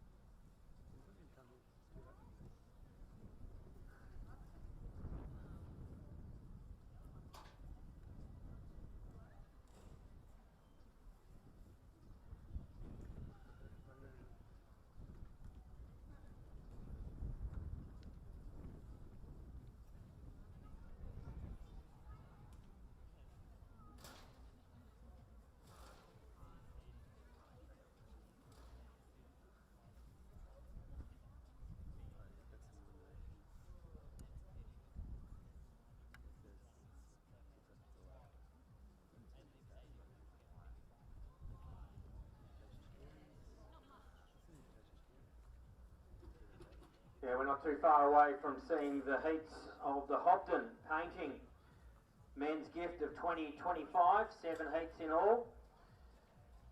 Big thank you to Hobart Painting, who specialise in line marking. Look them up and we'll give them a call on 0438 867 897. I'm sure they can help you with all your line marking or painting requirements.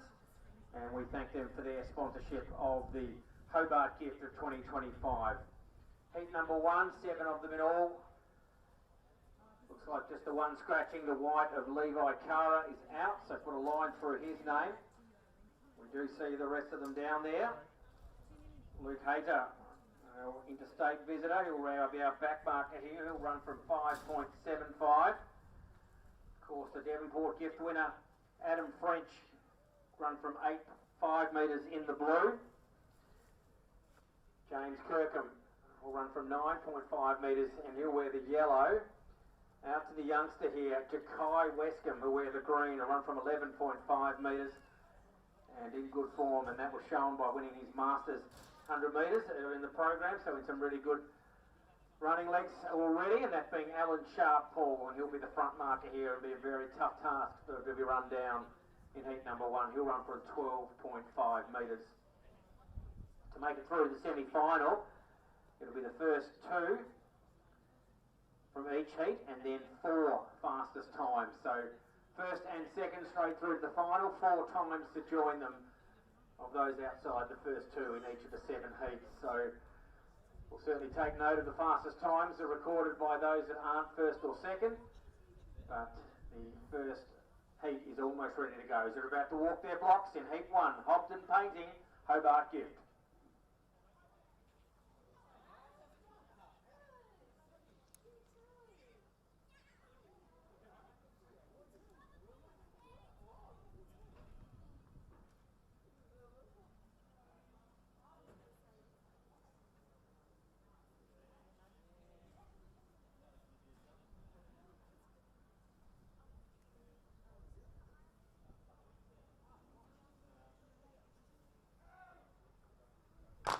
Sharp-Paul away nicely as the youngster Jakai Wescombe tries to get on level terms. Look at the blue of Adam French now, get into his running. It's still Sharp-Paul in front. French is only real challenger. They hit the line almost together. It's Sharp-Paul just from Adam French.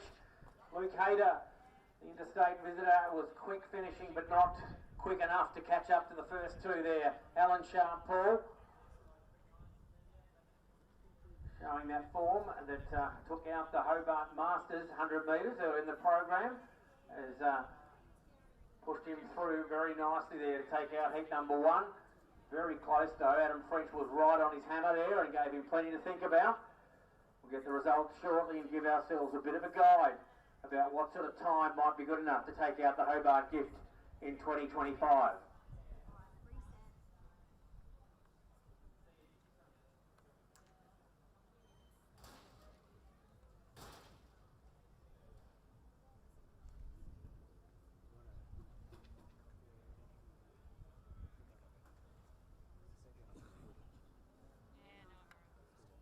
So a very good start to the program as far as the Hobart gift is concerned. A win to Alan Sharpwell, the pink.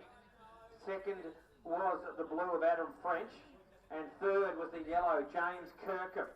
The winning time, a pretty slick 10.41. 10.41 the time recorded by Alan Sharpwell. And if you're certainly looking at the results of years gone by, that would be a time that would be very, very competitive come time for the final. We are feeling a pretty nice breeze at the back of the runners today, and you can see that by some of the gazebos and things that are being erected here in the middle of the ground. They are being blown across the ground pretty strongly, so that tail breeze will be helping the athletes down the track and making their times that little bit faster. So will 10.41 stand up as we work our way through the 6 remaining heats?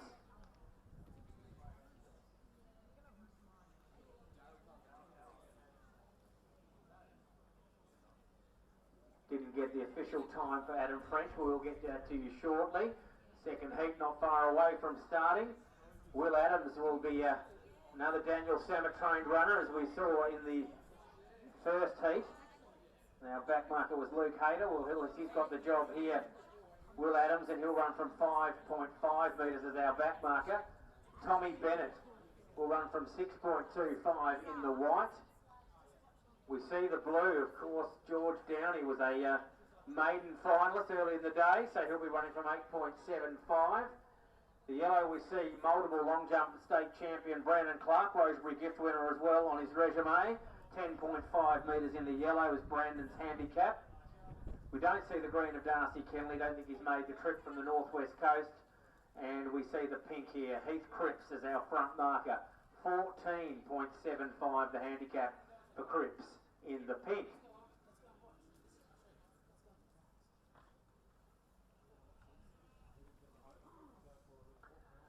A little bit of discussion happening down there at the start, is just confirming all of the entries.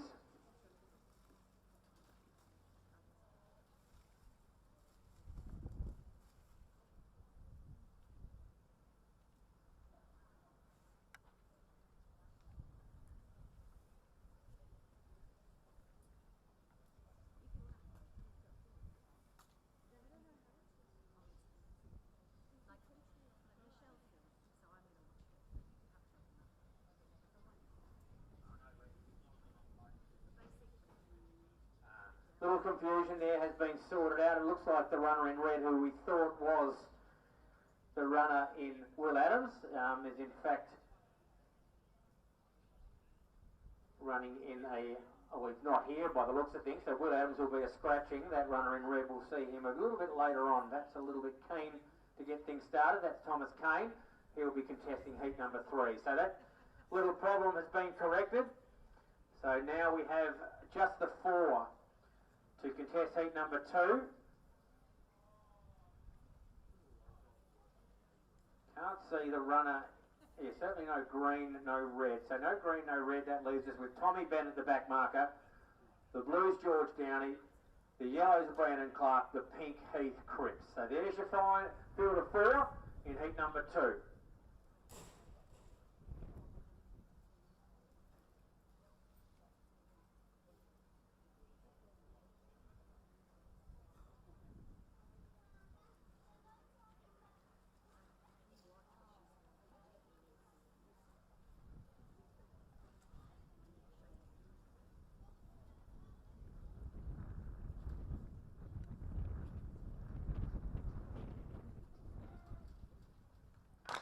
Cripps away okay as he gets into his running. Here comes Brandon Clark now, those big strides of the long jumper, tries to get under level terms. Clark it is who takes the lead from Cripps, and it's Clark to take it out. Good run there from the white of Tommy Bennett, who really closed up well in the last 10 to 15 metres.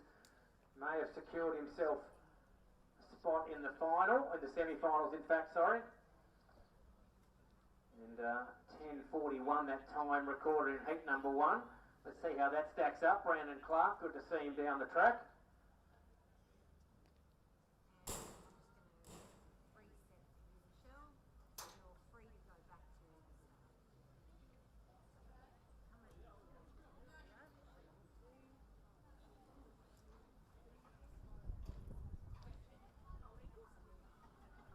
So basically, I'm on this camera at the moment, so I'll switch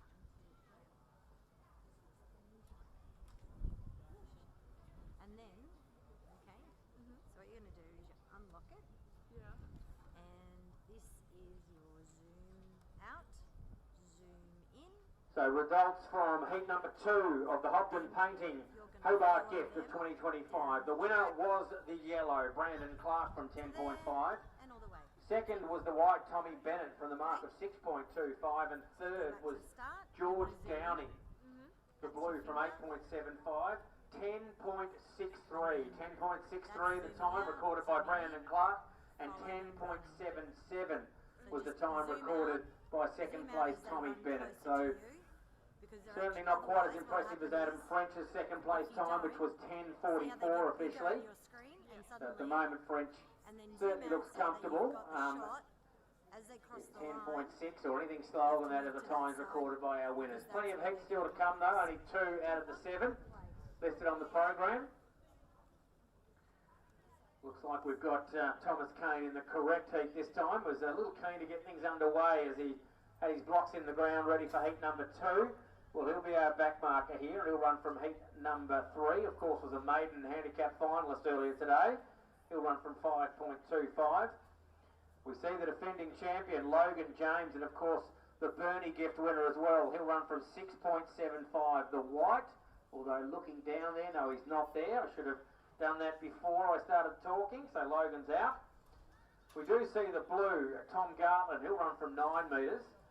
The yellow, Shannon Winchester, will run from the mark of 10.5. And it's Dan Lamoto, who's saddling up again here in heat number 3 of 16.5 metres, and he'll wear the green, is Dan Lamoto. With Bernie Gift winner and defending champion out of this heat, does open things up a little bit. Someone will be good enough to take this one out. Logan, of course, had a fantastic season last year. The Hobart Gift, Bernie Gift double, quite a unique situation, been done by a couple of athletes over the years.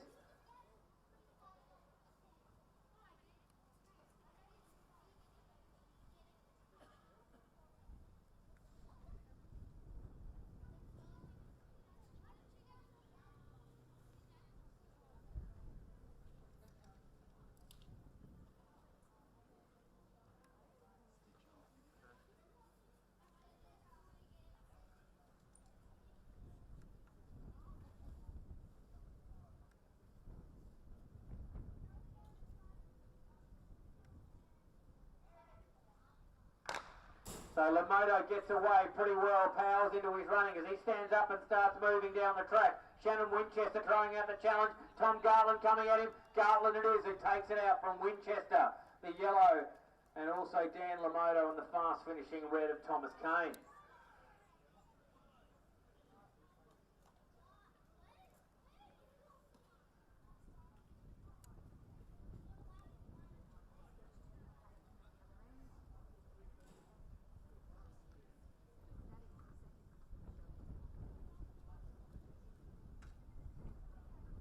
So this is probably an announcement particularly to our interstate visitors who perhaps might not have brought their own starting blocks down in their plane trips. Just please make sure that you are using, I think, only the new gen starting blocks. There are about 8 sets of blocks that are provided here for the running.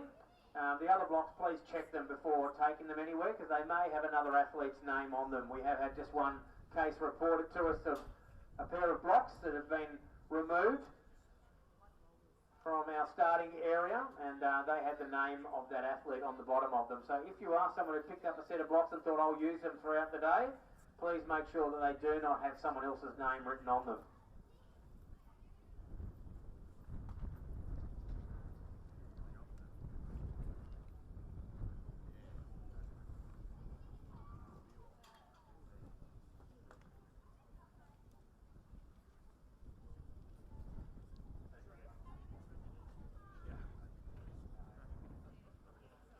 Results from heat number 3, Hobart Painting Hobart Gift. The winner was the blue, Tom Gartland. Now he ran from the mark of 8.75. That was a minor change that we didn't report to you. So 8.75 was his handicap. Second was Shannon Winchester, the para athlete from 10.5 metres in the yellow, and Dan Lamoto was officially third. 16.5 metres was his handicap. 10.62, just a shade quicker than heat number 2, the winning time for Tom Gartland.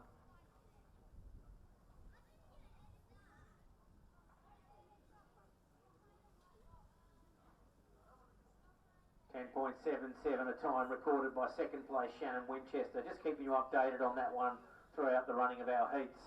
Heat number 4 takes our attention next, and it's the red of Sharthak Barmbury, trained by John Quinn, who is a name very familiar to Tasmanians. Of course, headed up the TIS for a number of years. He'll run from 4.75 metres. The white will see Aaron Rigby, and he'll run from 5 metres. Well-credentialed runner in the blue, Jared Gilroy, already taken out the 300 at the PCCT Carnival this year, along with multiple wins throughout his career. He'll run from 9 metres, the blue of Jared Gilroy. And we see the interstate runner in Daniel Samet. He'll run from 13.75. Brought a number of athletes down here under his guidance. Let's see how he goes down the track in heat number 4.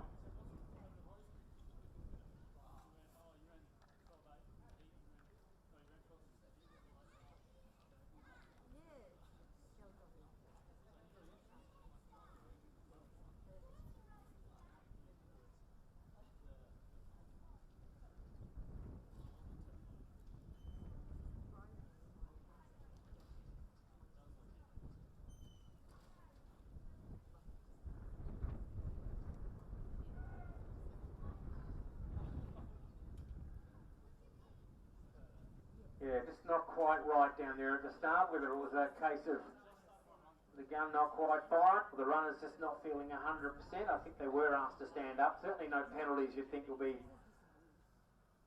put on any of the athletes, as they all just sort of stood up quite casually there. Second opportunity we will give them to the 4 athletes here. Rigby, Gilroy and Samet in heat number 4.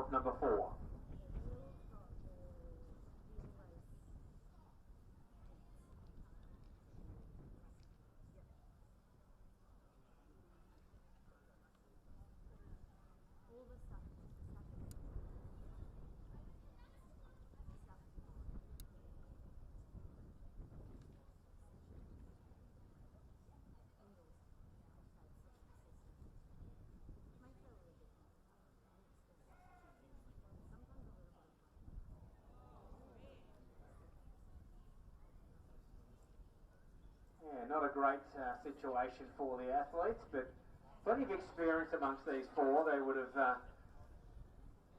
been in environments like this over a number of years. Now started down there, Mr. Cranfield, just making sure that the gun actually worked. Just gave it a bit of a fire then. I'm sure he'll be explaining to the runners that certainly not intentional. We're not making these runners wait and practice their marks and set positions. Let's hope that the third time of asking is successful. So they'll walk their blocks for the 3rd time here, the 4th heat of the Hobart Painting Hobart Gift.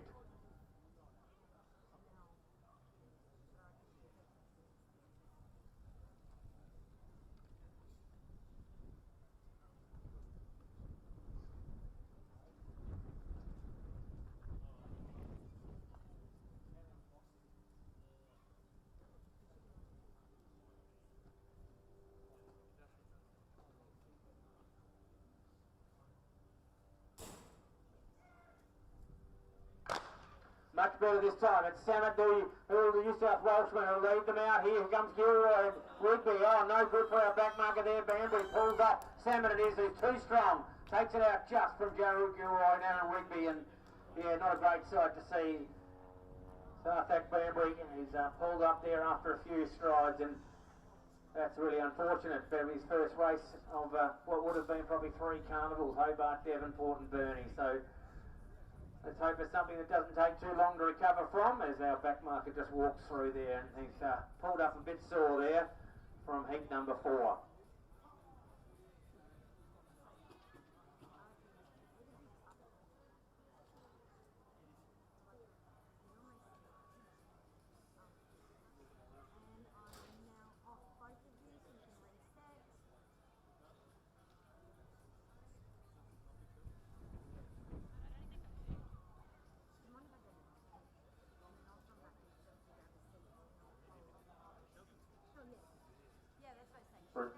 results of heat number 4 was the winner was the green, Daniel Samet, 13.75 with his handicap. Second was Jared Gilroy, the blue, from 9 metres. And third was the white of Aaron Rigby from the mark of 5 metres. The winning time was 10.61, and the time for second place, Jared Gilroy, had a pretty competitive 10.67. So that should stand up pretty well for Gilroy.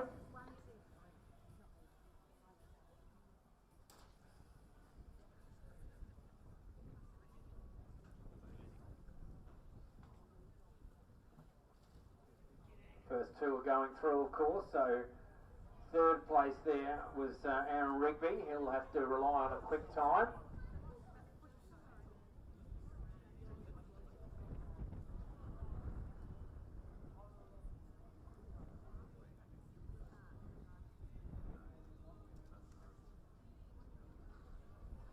We need a bit of first aid perhaps at the start line. First aid. First aid, please, at the start line, please. First aid, we just had a little collision down there, so first aid if you're somewhere.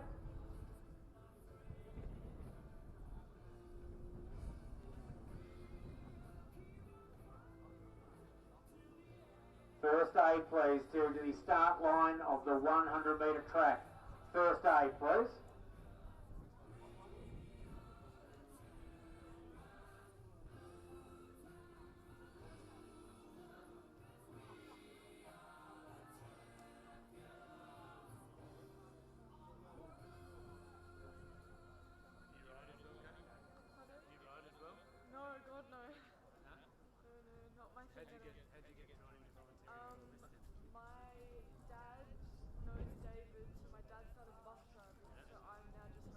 We do need medical assistance. First aid, please, down at the start line of the 100 metres, please.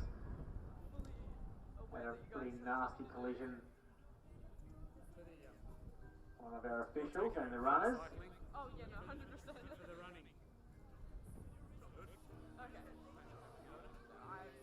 Cycling, I was willing someone else take it. What was your name, sorry?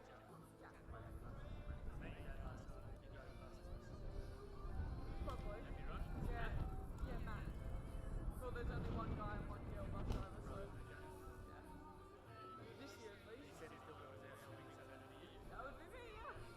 No, I do cooking, cleaning, answering questions, and apparently now I'm the cameraman as well. But just any job that's to be done.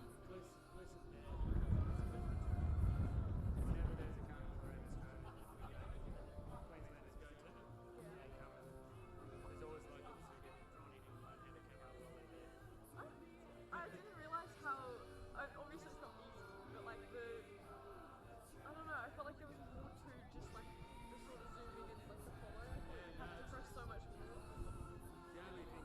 It's probably pretty fair to say there will be a little bit of break in proceedings here, ladies and gentlemen, as we're just getting that incident attended to down at the start area. Plenty of concern from the runners is that someone well known to them involved. Yeah, okay.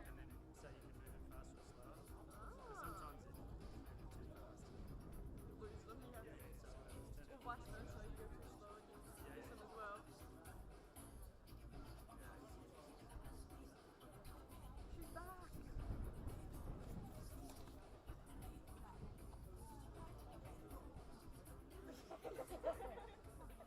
Oh, I know, it's hard to get good help, huh?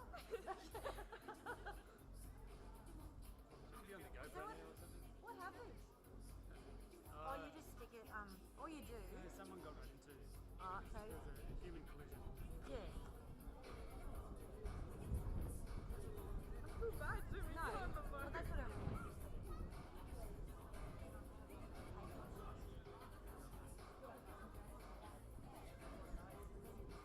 Yeah, right. Oh, actually, I'm going to go and fix up the GoPro. It's got some names on it.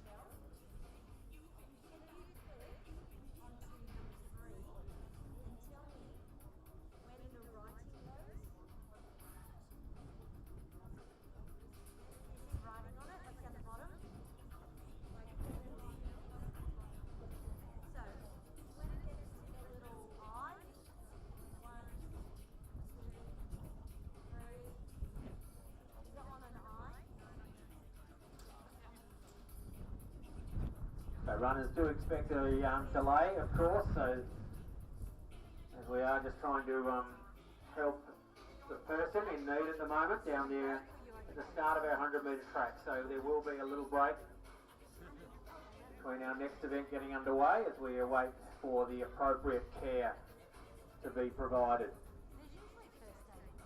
Well, they were calling up for first aid like 4 times. The first aid people are usually right there in the truck. Yeah, well, they were calling out first aid for ages, and then I saw someone run over with a first aid kit, so... Yeah, last time they had an ambulance. Well, that's what Darren was talking about this morning, is how no ambulance was willing to come in, or it was short notice or something. So they were talking about how they could just get a first aid kit. I mean, obviously an ambulance would have responded so much quicker. What did they do? Just ran into each other as they were starting.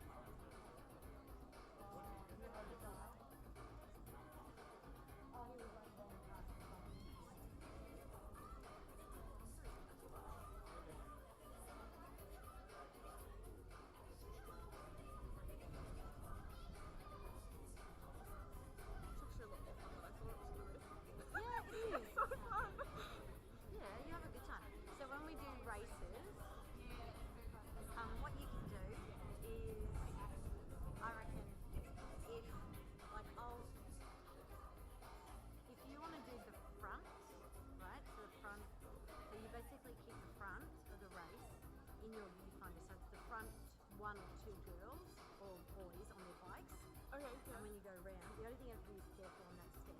But when they'll start here, and you basically follow them around the track, and just keep those 2 people Are in you your sure head. you guys want me to do that? You're fine, it's just heads.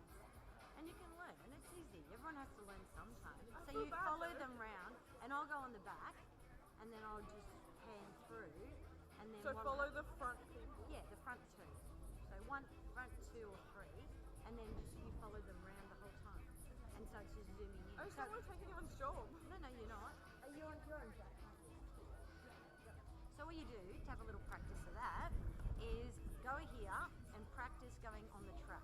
See, I've got the track here. Yep. Follow the track, like that, and then you kind of zoom in because you want to get closer, like that.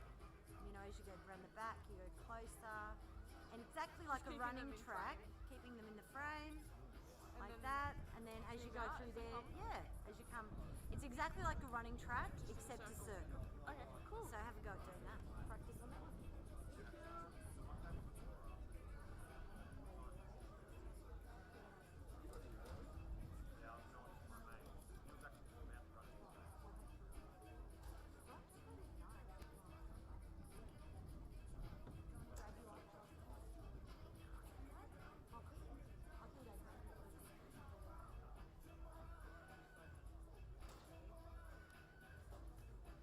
I usually have one in the morning.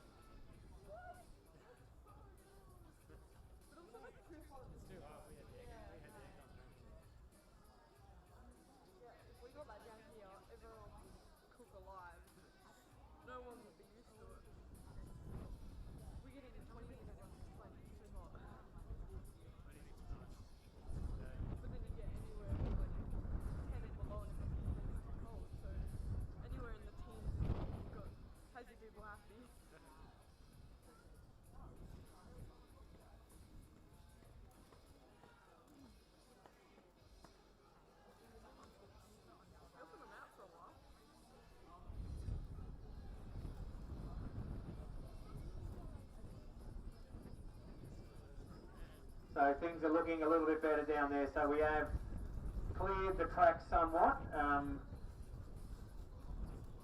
our affected person looks like they've got a little bit of at least first aid. So a big thank you to those that helped out with all that. It's a really unfortunate thing, but that's the whole reason why a lot of people do the training. First aid, and certainly no blame passed on anyone. It's just a complete accident. So we will turn our attention as soon as we can get those runners back into position again for heat number 5. So this is the Hobart Painting Hobart gift. It was set for a 1:05 start, or that time's looking a little bit more like about 1:20, 1:25. So if you are here athletes, you probably need to be adding about 15 to 20 minutes to your scheduled times that you would have had on the program. An unfortunate circumstance, of course, but it will add a little bit of time to our program today.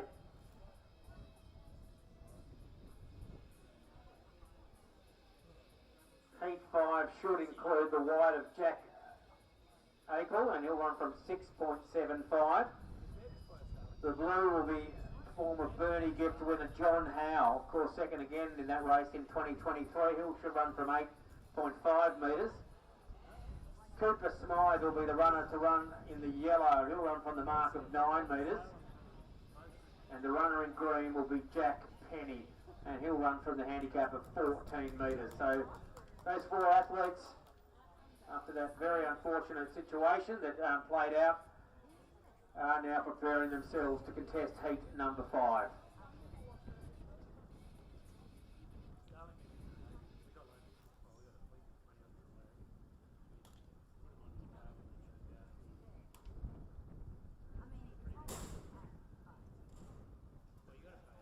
So again, just keeping you a little updated on time of day. It's 1:22 now, so it's going to probably add almost officially 20 minutes to our scheduled time of 1:05, and that I assume will be very hard to make up throughout the day. So probably add 15 to 20 minutes to your start times, athletes and riders, of course.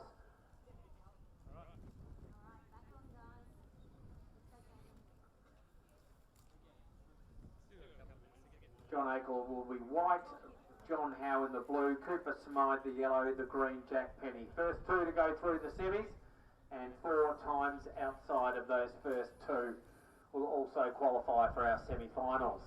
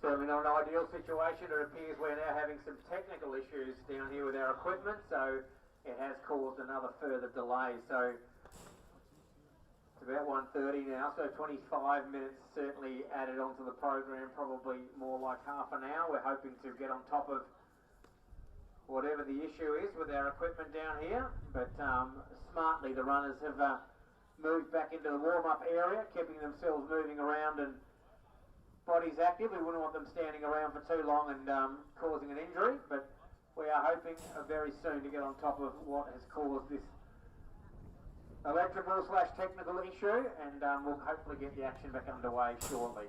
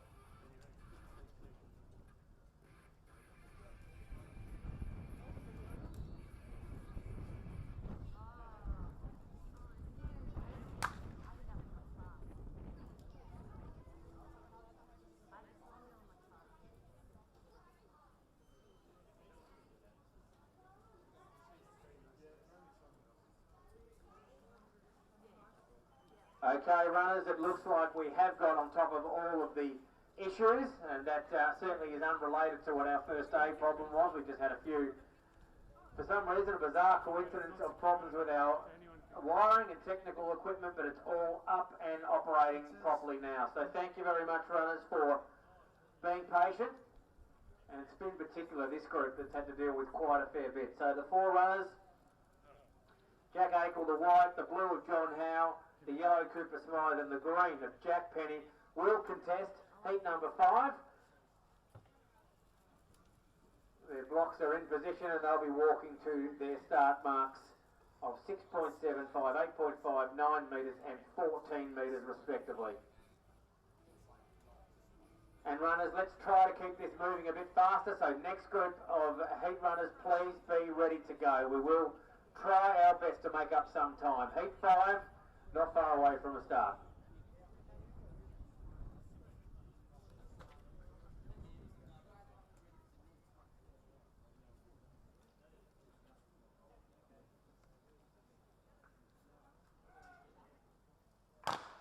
Good start there. Jack Penny leads the field out. Here comes John Howe in the blue as he stands up and gets moving. Going with him is Cooper Smythe, the yellow, but it's John Howe, a well and truly credentialed runner, goes through.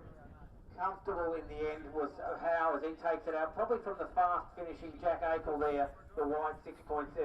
The others in Cooper Smythe and Jack Penny were competitive, but it was John Howe who's certainly done it plenty of times over his very successful career in professional foot running, trying to blend the two of them at the moment, running and training. So training a group of athletes that have already had some success this season as well. So the coach